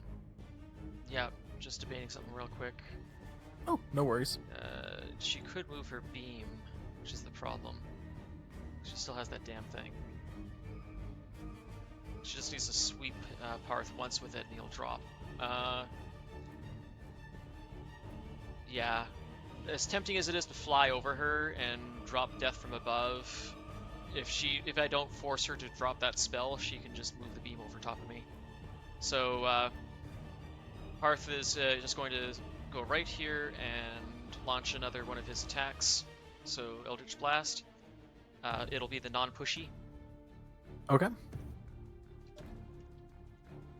You got this. 18 to hit for the first one. Yeah. Yep, that'll hit. And 21 to hit for the second. Ooh. Yeah, that hits. Both hit, okay. And I'm pretty sure it's just 2 bolts. Yep. Yeah, I only get 3 at level 11. That ain't ever happening. Okay, Mhm. and Nope. Checking my damage again. It's been a while. 1d10 force, and then I have my potent cantrips effect. Adds a spellcasting modifier to the damage. Spellcasting modifier is 4. So okay, first blast. 13 damage. Second blast. 10 damage. Alright. She's not looking too good, and let me see if she succeeds on her 2 moonbeam checks.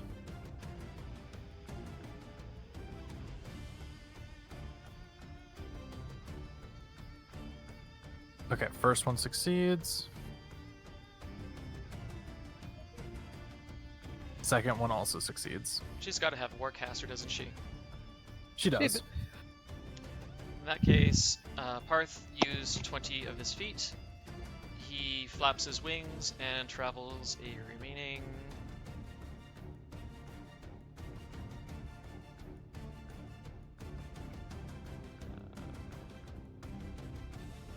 yeah. Grab. Oh, wait. Paarth uses his wings and flies over here. The bubble is still obscuring her view, so she shouldn't have been able to track him from the point he passed Valkin. That's correct. She's still blinded. Alright, next up, Valkin. Alright. Let's see here. Well, I'm gonna go with the tried and true Eldritch Blast, but I don't want to be pushing her any further out, so... Go for it. Hey, I thought the other pull was an option. That is a separate invocation. Ah, Yeah. You can have a invocation to push, and you have a secondary one to pull. And that means I don't get other invocation options. So, yeah. Alright. So, 24 total on that one.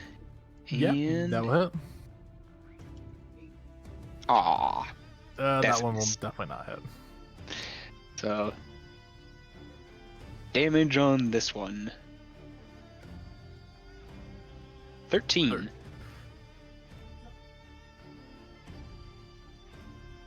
All right. And then I need to make another save. Mm-hmm.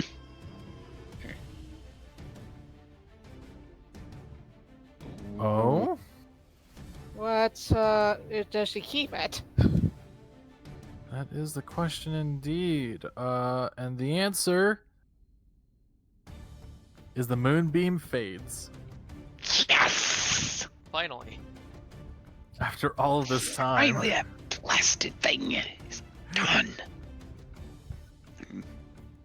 Got rid of the damn shade, now we got rid of the damn moonbeam. I'm feeling a lot better. Now let's get rid of that damn spiritual weapon. For that, we're gonna need to knock her out. Yep, I think so far we've only done lethal damage to her. Paarth hasn't had the opportunity to do a single non-lethal to her yet. Mm-hmm. Oh, The beam wait. is gone. We do have. She does have non-lethal damage on her. The fairy did some non-lethal, didn't they? Right, but it matters if the person is like taken out with non-lethal at the very Yep. end. The last hit has to be non-lethal. Yeah, it's- I thought it was just as long as it's the not- non-lethal and their HP accumulate together. No. I've never. That might be a Pathfinder thing, but not this. Seriously, Yeah. really? Because Yeah, it that's makes never sense been if a you do D&D 10 thing. Like if they had 15 health, for example, if you did 10 non-lethal, then you did 5 lethal, the non-lethal and lethal calculate together to put them at 0, ergo they pass out. Let me go ahead and just check the rolling on that. I know that generally, because it only works on physical attacks, is that like physical weapon attacks, not spells or anything like that. Yeah, Um, but like if you did a physical attack, like say you punched her for 10 damage, non-lethal, and then you cast a spell that did 5 damage fire, she'd pass out. Well, you'd want to make sure that the damage of the non-lethal is what knocks her out, because like you could punch somebody and then shoot a gun at their head, and then it wouldn't be like a case of just like that. As I an thought that was the whole example, point of non-lethal damage having a counter, was so that it added up together. I'll there's I'll not look a it up. specific. Yeah, I'm looking it up right now. But from what I'm seeing here, let me just double check. Offers more diverse and flexible approach to combat, allowing for greater control. Non-lethal can be declared before making a melee attack with a weapon, but ranged attacks, spells, and other forms of attack require DM specification, which in these offensive cases, for the most part, not really able to. Incorporating non-lethal into your... okay, can you do non-lethal damage in 5e? You can definitely do it. Okay.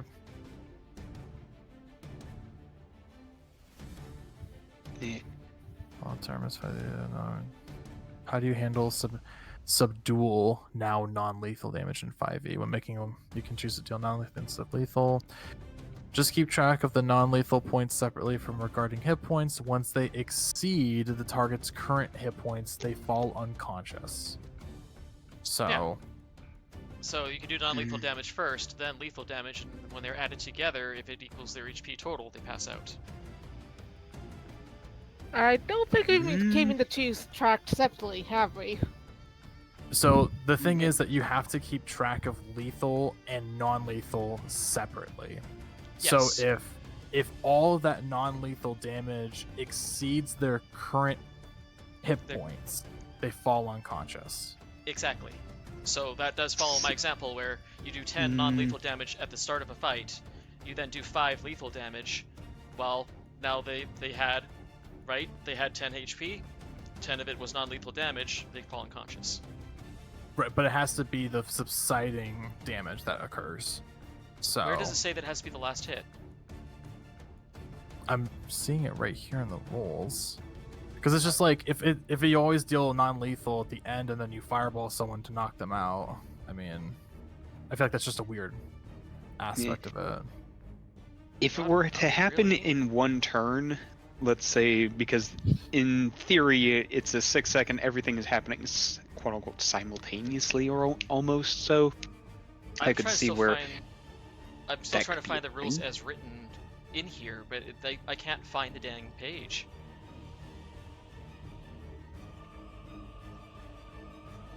Yeah, because I guess it's like it's a recommendation, but there's like not a specific written rule on it. So most of the areas that people have Page I've gone for 198. I finally found the page at least. okay. Jimmy Crawford. Sorry about this, everyone. We're just doing Yeah. a big rule check right here, so we want to make sure to get this right. Yeah. Yeah, I'm we already looking up kind of page goofed on 198. Moonbeam there in DMs. Mm-hmm. I hate this new freaking Adobe. They've messed with it, and now you can't select page number anymore. Like, I hate this new UI. Be right back. How worries. the hell do I select what page I want?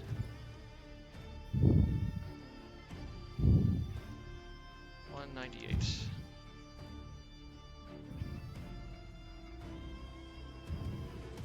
Underwater combat, temporary hit points, mounting, dismounting. Knocking a creature out. Sometimes when an attacker wants to incapacitate a foe rather than doing a killing blow, the attacker reduces the creature to 1 HP with a melee attack, then the attacker can knock out the creature. The attacker can make this choice. The instant damage is dealt, the creature is fall. Wow, they only really dedicated a single paragraph, not even to it? Like, it's 3 sentences long. Exactly. Yeah. That is so underdeveloped. Alright, your call is GM then. It has to be the final blow, and it has to be a non-lethal on the final blow? Let me see. That makes it so hard to knock people out then. Like, if it doesn't make sense, like say there's a bar fight and you beat somebody to a pulp, they're barely sober, stumbling out of the bar. If you shot him in the leg, yeah, they're going to pass out. Yeah, it was lethal Yeah. damage that you did to his leg of 5 damage, but he was already on the brink of passing out.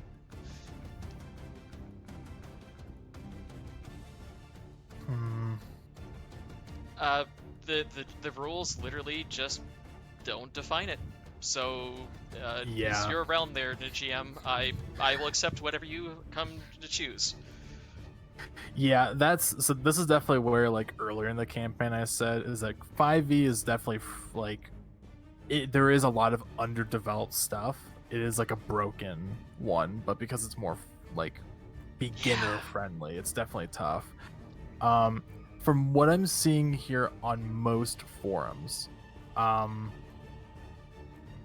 only thing that I'm really saying how most people rule it is that upon the attempt of trying to knock out a target, if you exceed their current HP that they're at, not any total, not any excess of like non-lethal to lethal damage. Yeah, at the time you make the strike. At the time you make the strike and you knock them to 0, then it can be considered non-lethal and you knock them out successfully. That makes the game substantially harder to knock people out. Wow. Yeah. Well, I mean, you can just go lethally the entire time, and then if you're like, okay, I think that they may be looking a little bit too weak, so now let's start going non-lethal. Yeah, but the know. thing is then you have to guarantee every hit is a non-lethal hit from that point forward, or you risk killing them. That's true, but that means you're going the mercy route, so it is a cool option to provide. So it would make Yes, it more but sense of like why it's 1/3 harder. of the classes have that option? Well, technically everyone has the option. They can just punch, but yeah, it definitely can be tough. I Spellcasters can't cast do. fist. Yeah, spellcasters can't do it. Any kind of ranger can't do it. Literally, only melee combatants can do it. Exactly. But yeah, I would say in that case is that it has to be upon a decided. You get to decide it before you declare the attack, and if that non-lethal at that time reduces the target to 0, then they are knocked out. Agreed. So that just seems like the most fair that I can put it at. So Yeah, and unless you decide to effectively provide death saves for NPCs, where like if you rescue them within a certain set period of time, when they go down into the negatives, they don't die like instantaneously. It takes a few moments for them to truly be dead. Then that's the only other option. So yeah, the only people that really get like a death saving throw is player characters. NPCs don't get that. yeah. So all right, then that's the rule, everybody. We do need, if we want her alive, we need to make sure the final blow is non-lethal. Which I guess is all determined upon, unless you have anything else, Valka, on your turn, it all depends upon how well you roll, Paarth, because of Hunger Vidar. Yep. So, got anything else there, Valkin?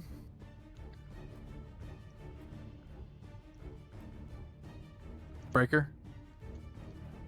Or do you have to dip for a moment? Let's see. Breaker? I think he did have to duck for a second. Okay. Let's see. So his action. He doesn't have any spell slots, so he can't use a bonus action. So He's technically still his telekinetic sub, but that depends on what he wants to do with it. that's true. So Yeah, he has with his telekinetic shove and his Eldritch Blast. that's true. Oh yeah, he could just try and shove her out. He could just shove her right back in, yeah. There. Back Okay, in- sorry back into the about that. refrigerator. You're Welcome fine. back. So- Do you want to recap for me? I'll just go ahead and recap. So Mhm. okay. So she ain't looking too good. I'm gonna say that much. Mhm. We did decide upon the ruling because there's not an official tab of mechanics wise it's set, so it is DM discretion. So the discretion for non-lethal damage is that before you make a melee attack that's not a spell, you declare lethal, non-lethal. If it drops the person to 0 with the damage that you deal and declare non-lethal, they are unconscious, not killed. And I know that you just did your attacks, and I didn't know if you had anything else you wanted to do there, Valkin. And there. Let's see here. Nope, nothing else that I need to do there. So, all right. That will end my turn. All right, sounds good. Paarth, start of the turn. Go ahead and roll me that 2d6 cold damage. So, this is the one and only opportunity that is Norelor conscious. She's so out cold. Okay, Yeah. She's Valkin and Vlad, you have a fraction of a second to tell Paarth to drop the spell. If you don't shout that we need her alive, she is dying. 5, 4, There. 3. We need her alive. Okay, Knock her out. spell gets dropped last second. Okay, cool. Concentration ends, and she just kind of as she's just kind of like getting out of it, like realizes the spell fails. She just kind of looks, is like, you would seriously spare me?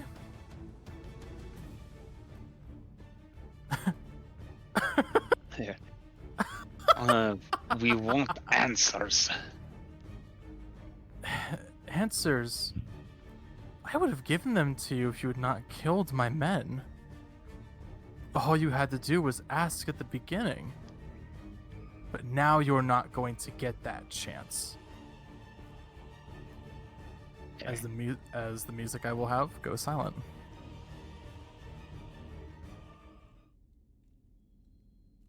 She takes a moment to drop her weapons and she holds her hand out and everything. You've tempted with the void for too long, and for that you're going to pay. And you see that she takes out a dagger, and she basically points it to her throat, like Yeah. As if she's about to like What? push it upwards. There. Stop. There. We have not done anything with the void. I don't even know what you're talking about. You've trespassed into this territory for far too long, and you've brought someone of opposite faith in this regard. So go ahead and tell my daughter.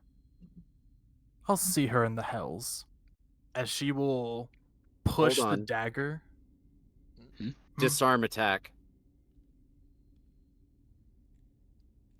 Can you do that as a I'll reaction? get- Could I? I will give you one chance, and I will say because of you carrying a body, go ahead and do it at disadvantage because it is on the fly. Hmm. Yeah, she has been yapping there. Yeah. But the dagger was a quick moment, though. So Ooh. Well, that's pretty high. yep, you shoot it right out of her hand before it does anything. Unless we are still in initiative order, Paarth could try to pin her at this point.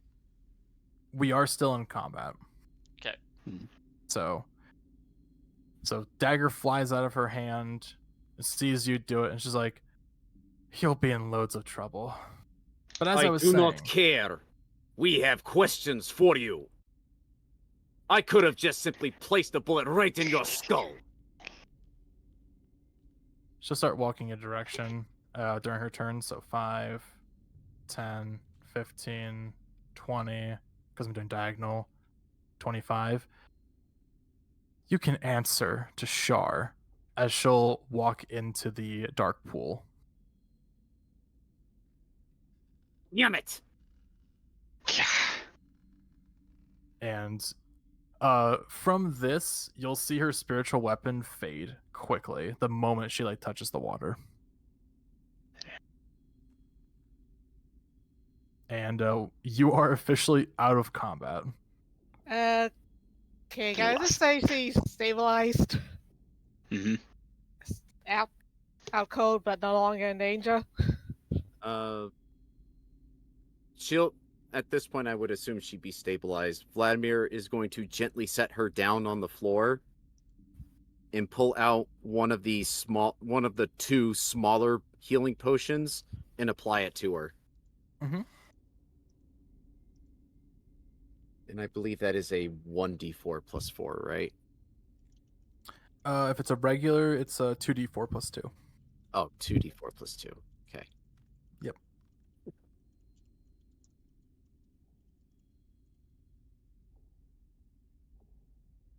That'll be 8 total. Yep. And then just to make sure that it was heard clearly, because of the reaction stuff, when she said that, tell my daughter that information, she preferably was looking towards and referring to the person on your back there, Vladimir.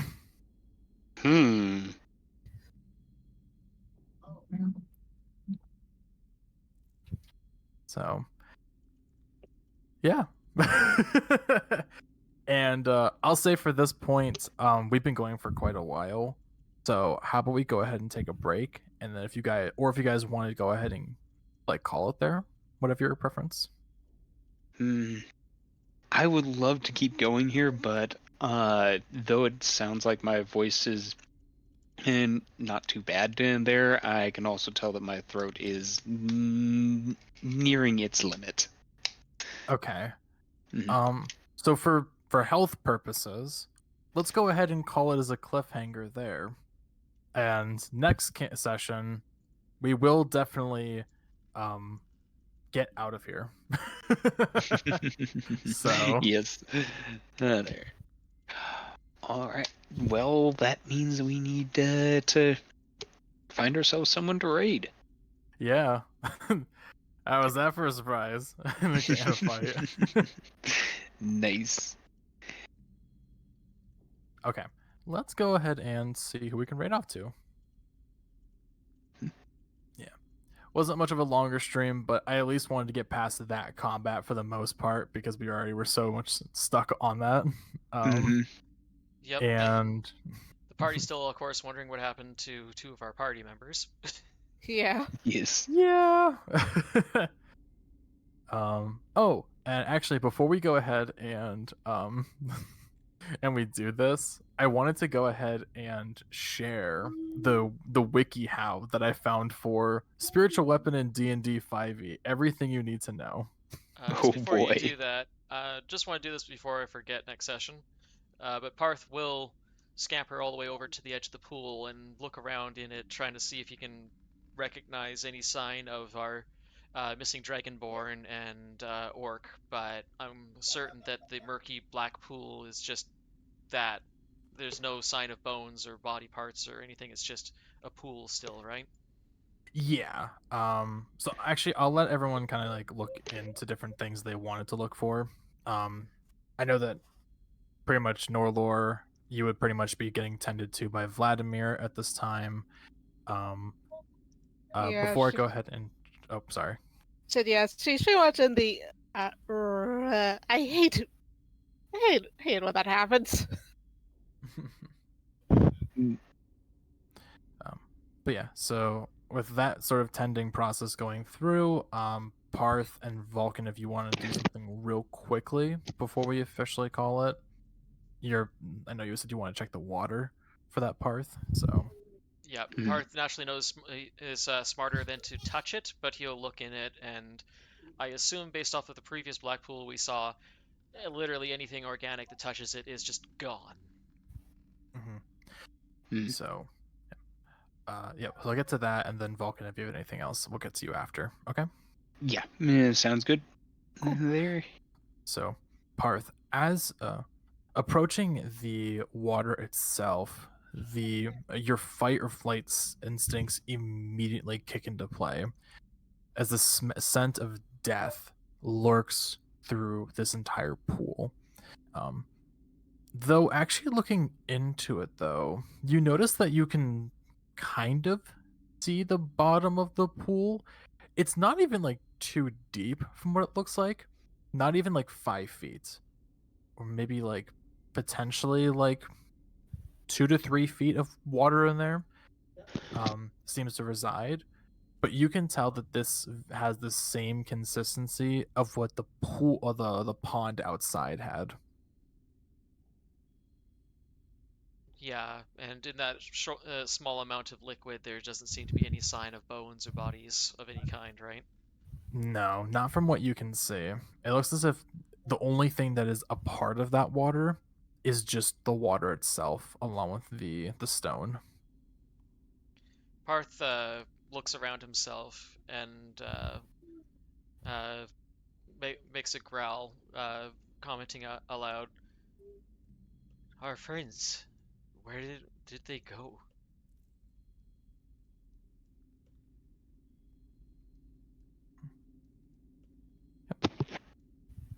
Then Vulcan, what were you gonna do?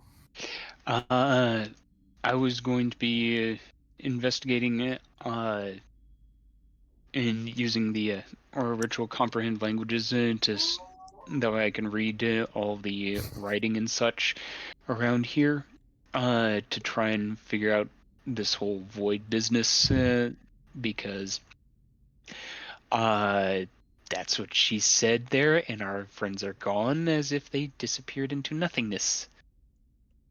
Yeah. So with your comprehend languages still going, um, you're able to just kind of read through some of the additional text throughout the room. I would say for the most part, you're only able to get within the area that you're around. Um, Hmm. though it does seem that you are not really able to gather too much more information, as some of the coffins and everything that reside here, they do only show writings of what seem to be just elvish figures, like acolyte of or like high acolyte of Shar, um and just like a few of other like different titles, though the names with of these specific people seem to actually be like broken or like ripped and torn, from the stone itself, the tablets. So it's pretty much incomprehensible. Hmm. So it does seem like that these are like these areas do have like coffins of dead bodies and such.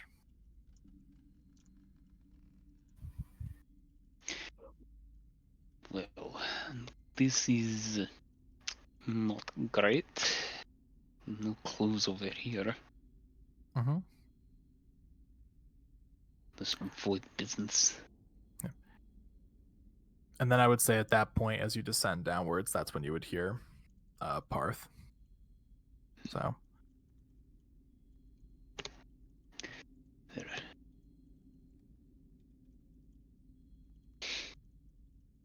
And unless there's anything else anyone else wants to do, I think we'll officially call it there for campaign and conversations and such. All right. Before we read off, did you want to detail what that whole void shade thing was that happened to me, or save that for next time? Yeah. So we'll save that for next time because you do feel more charged up than usual. Mhm. Though it's kind of hard to tell exactly what is different. So you will need to take an opportunity to like go through an actual rest in order to apply for that. Mhm. Though it does depend if you do want to rest at this point or continue Yeah. on despite the exhaustions that do apply. Yeah. Considering how low HP all of us are, and a bunch of us have multiple exhaustion levels, I think of long rest is the only thing we can do. A long rest here. We may want to Eh. go above ground first, but nonetheless. Yeah. I will say though, as like a detail wise, now that you're kind of exploring more of the ground areas, you do actually notice that like this doesn't seem to be the only rooms in this area, as within the general area, like right over here, where the female was originally at, you do see that there are two metal grate doors. Kind of like the grates that like basically you pull upwards and such. There are two of them on the far end, so one right here and one right here. Oh So- wow, those look like brickwork because of the pure black behind them. Yep, I see what you mean. Yeah, Portcullis there. Mm. Yeah, these would just be two standard doors, and because of how there was so much shade in the room itself, it literally was impossible to tell until now that you're actually seeing the areas more lit up. So, but yeah. So you would have a choice if you wanted to just kind of like, rest here for a bit. I probably, as DM encouragement, I probably would not recommend you doing a long rest. So maybe a short rest at the very most. So Definitely a short rest. I hope we have some potions because Falcon's out of slots. I'm out of health. I get my slots back on short. Yeah, that's right. Yes. Because you're a proper warlock. and you were also down 2 party members. So Mm-hmm. Yeah, that kind of matters too, quite a fair bit. yep. Mhm. But yep, I'll say for short rest purposes, we can go ahead and take care of that after we raid off to somebody else. So that way it's already been pre-tracked and we're good to go for next session. But before we go ahead and raid off to, I want to just go ahead and share my screen for this funny yes. wiki how that I saw. Please, I want to see this. Okay. So, I have to go ahead and switch it on over because it shows my whole screen. Okay, so wiki how spiritual weapon in D&D 5e, everything you need to know. If you're looking for a quick way to boost your cleric's character's damage output in D&D, look no further. Spiritual weapon might be the spell you need. Which that's not how clerics usually work, but whatever. So basically that overviews how spiritual weapon works, which is funny because the spiritual weapon overview, and then it says, what is spiritual weapon 5e? So it says, even though that they specify it more in this area, they've already specified how it works up here. So it's a 2nd level evocation spell that summons a spectral weapon at any point within 60 feet of the caster. You can immediately make a melee attack and repeat the attacks on subsequent turns. Which they just, like I said, they repeat the same thing here. Just more well written the second time around. Yes, but you can't forget the next segment though. How spiritual weapon works. which is supposed to entail of what you do when you upcast it, but they could have specified it in the other area. Yep, sounds like Which a is- WikiHow to me. Yep. Also, the photos are really funny too, because you're just like, Mm-hmm. I like how the guy behind the door looks happy. well, he's got the mask on, but it's just like, huh? Oh, hey there. What's next?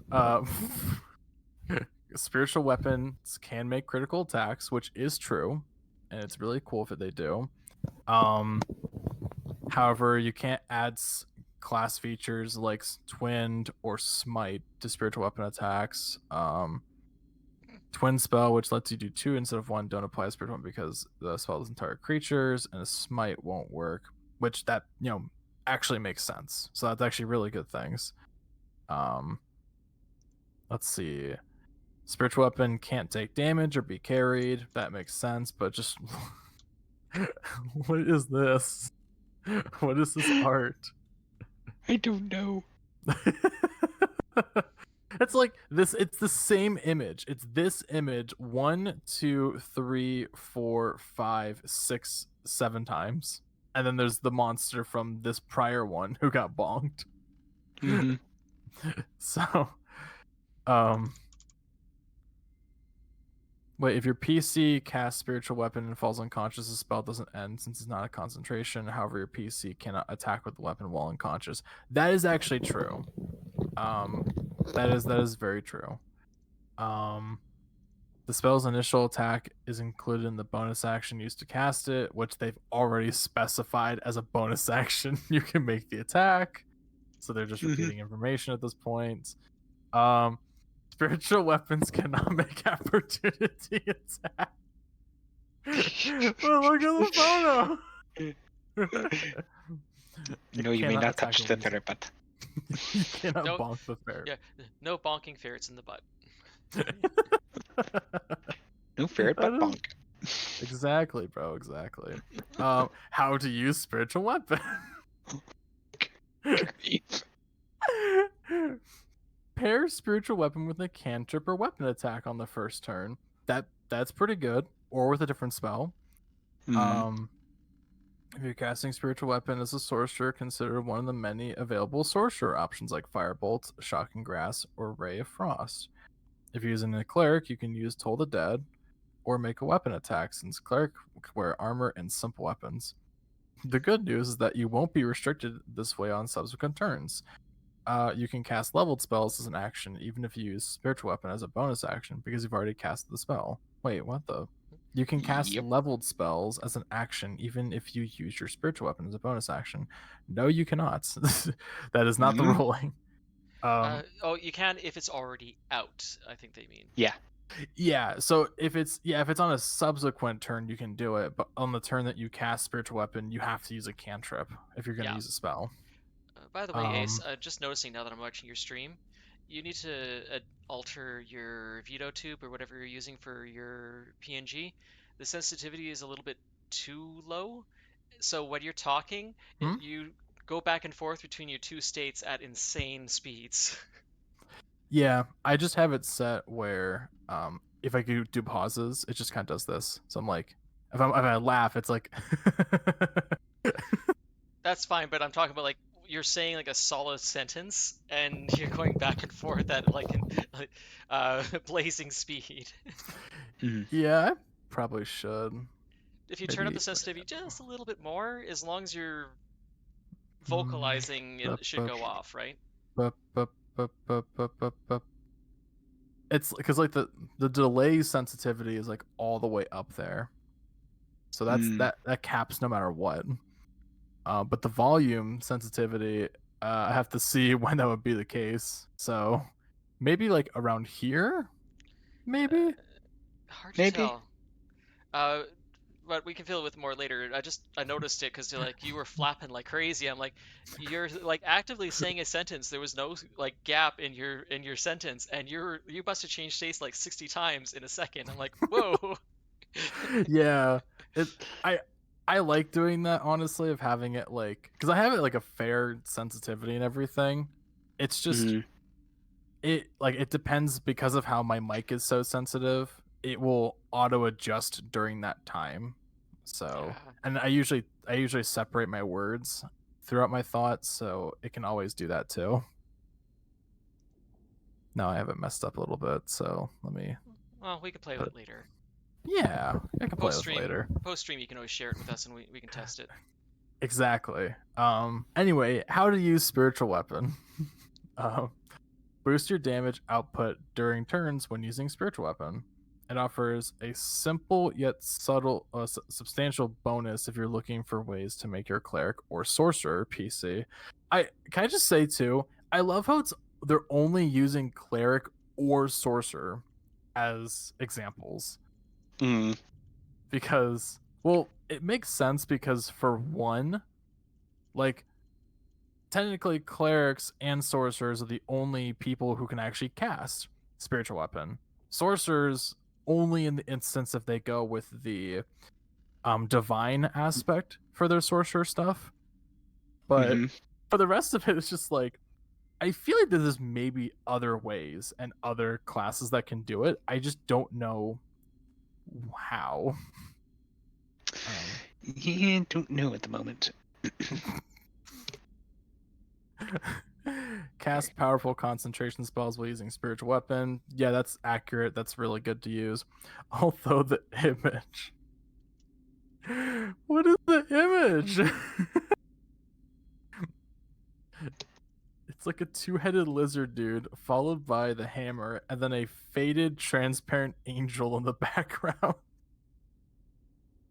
Like, I don't know what this is supposed to be. Which classes can cast spiritual weapon? Clerics are the only class with spiritual weapon in their list. Divine soul sorcerers can do that. Oh, and bards. Yeah, because of their magical secrets. So, actually, that's a really good option. Why have I never considered grabbing spiritual weapon for bards? Dang, I would too. I didn't know that bards can get spiritual weapon. Yeah, so bards have the really cool benefit that at level 10, they gain magical secrets where they can pick 2 spells out of any class and just add it to their list. Though it has to be at a level that they can cast. But at level 10, you could really only want to grab any better option. Unless you're a college of lore, which lore bards get an additional magical secrets at level 6, so 3rd level spells and lower. So that might be a good time to grab that. I never considered that as an option. Why have I never considered that as an option? I never either. My trick used to always be grabbing Eldritch Blast as a bard because it's versatile. Yeah. That's so interesting. I knew that was like an option, but I was like, I've never considered it because I'm like, lol, fireball for bards. Advice for DMs: let players add some flavor to their spiritual weapon descriptions. Yep, flavor is free, so they can kind of do it however they want. Is spiritual weapon a good spell? It is a excellent one, but your photos are insanely hilarious, along with your titles being repeated numerous times. I just wanted to share that real quickly before I go ahead and let's see who we can raid off to and everything. So, oh wait, that's actually good. Let's see here. Oh, okay. Actually, we should raid off to Tamias because Tamias is not only a smaller streamer, but he's also playing Elden Ring right now. So, I wonder if you'll encounter Bestest Boy. Maybe. He's a good friend. We played Helldivers a while back and a little bit ago. Dirk. Yeah, big Dirk. So, yep. Let's go ahead. Let's raid off to Tamias. All right. I think it's Tamias plays, I think. Let me double check. Yep, Tamias plays. So, Yep, with that, I do appreciate you all hopping on in for today's session. I hope it was a fun time for everybody on whether it is audience or even players themselves. If you are a follower or even a subscriber in that case, we do have some raid emotes that you can use in addition to our raid message, Ace of Raids. All right. And from my side there, and the raid message is going to be the shadows have come to play. And hope to see all of you here for the continuation on, let's see, that would be April 7th. Well, not April 7th because I'll be at Motor City convention. So, Oh, right. So, yes. hey, you all heard him there. Look for Ace at the con. Yeah, definitely check me out. I'll be wearing my my Fen badge. So, yeah. But we'll figure out a different date for this. For now, that's in like a few weeks, and I'll post up a schedule for it. And with that, let's go ahead and say our goodbyes, everybody.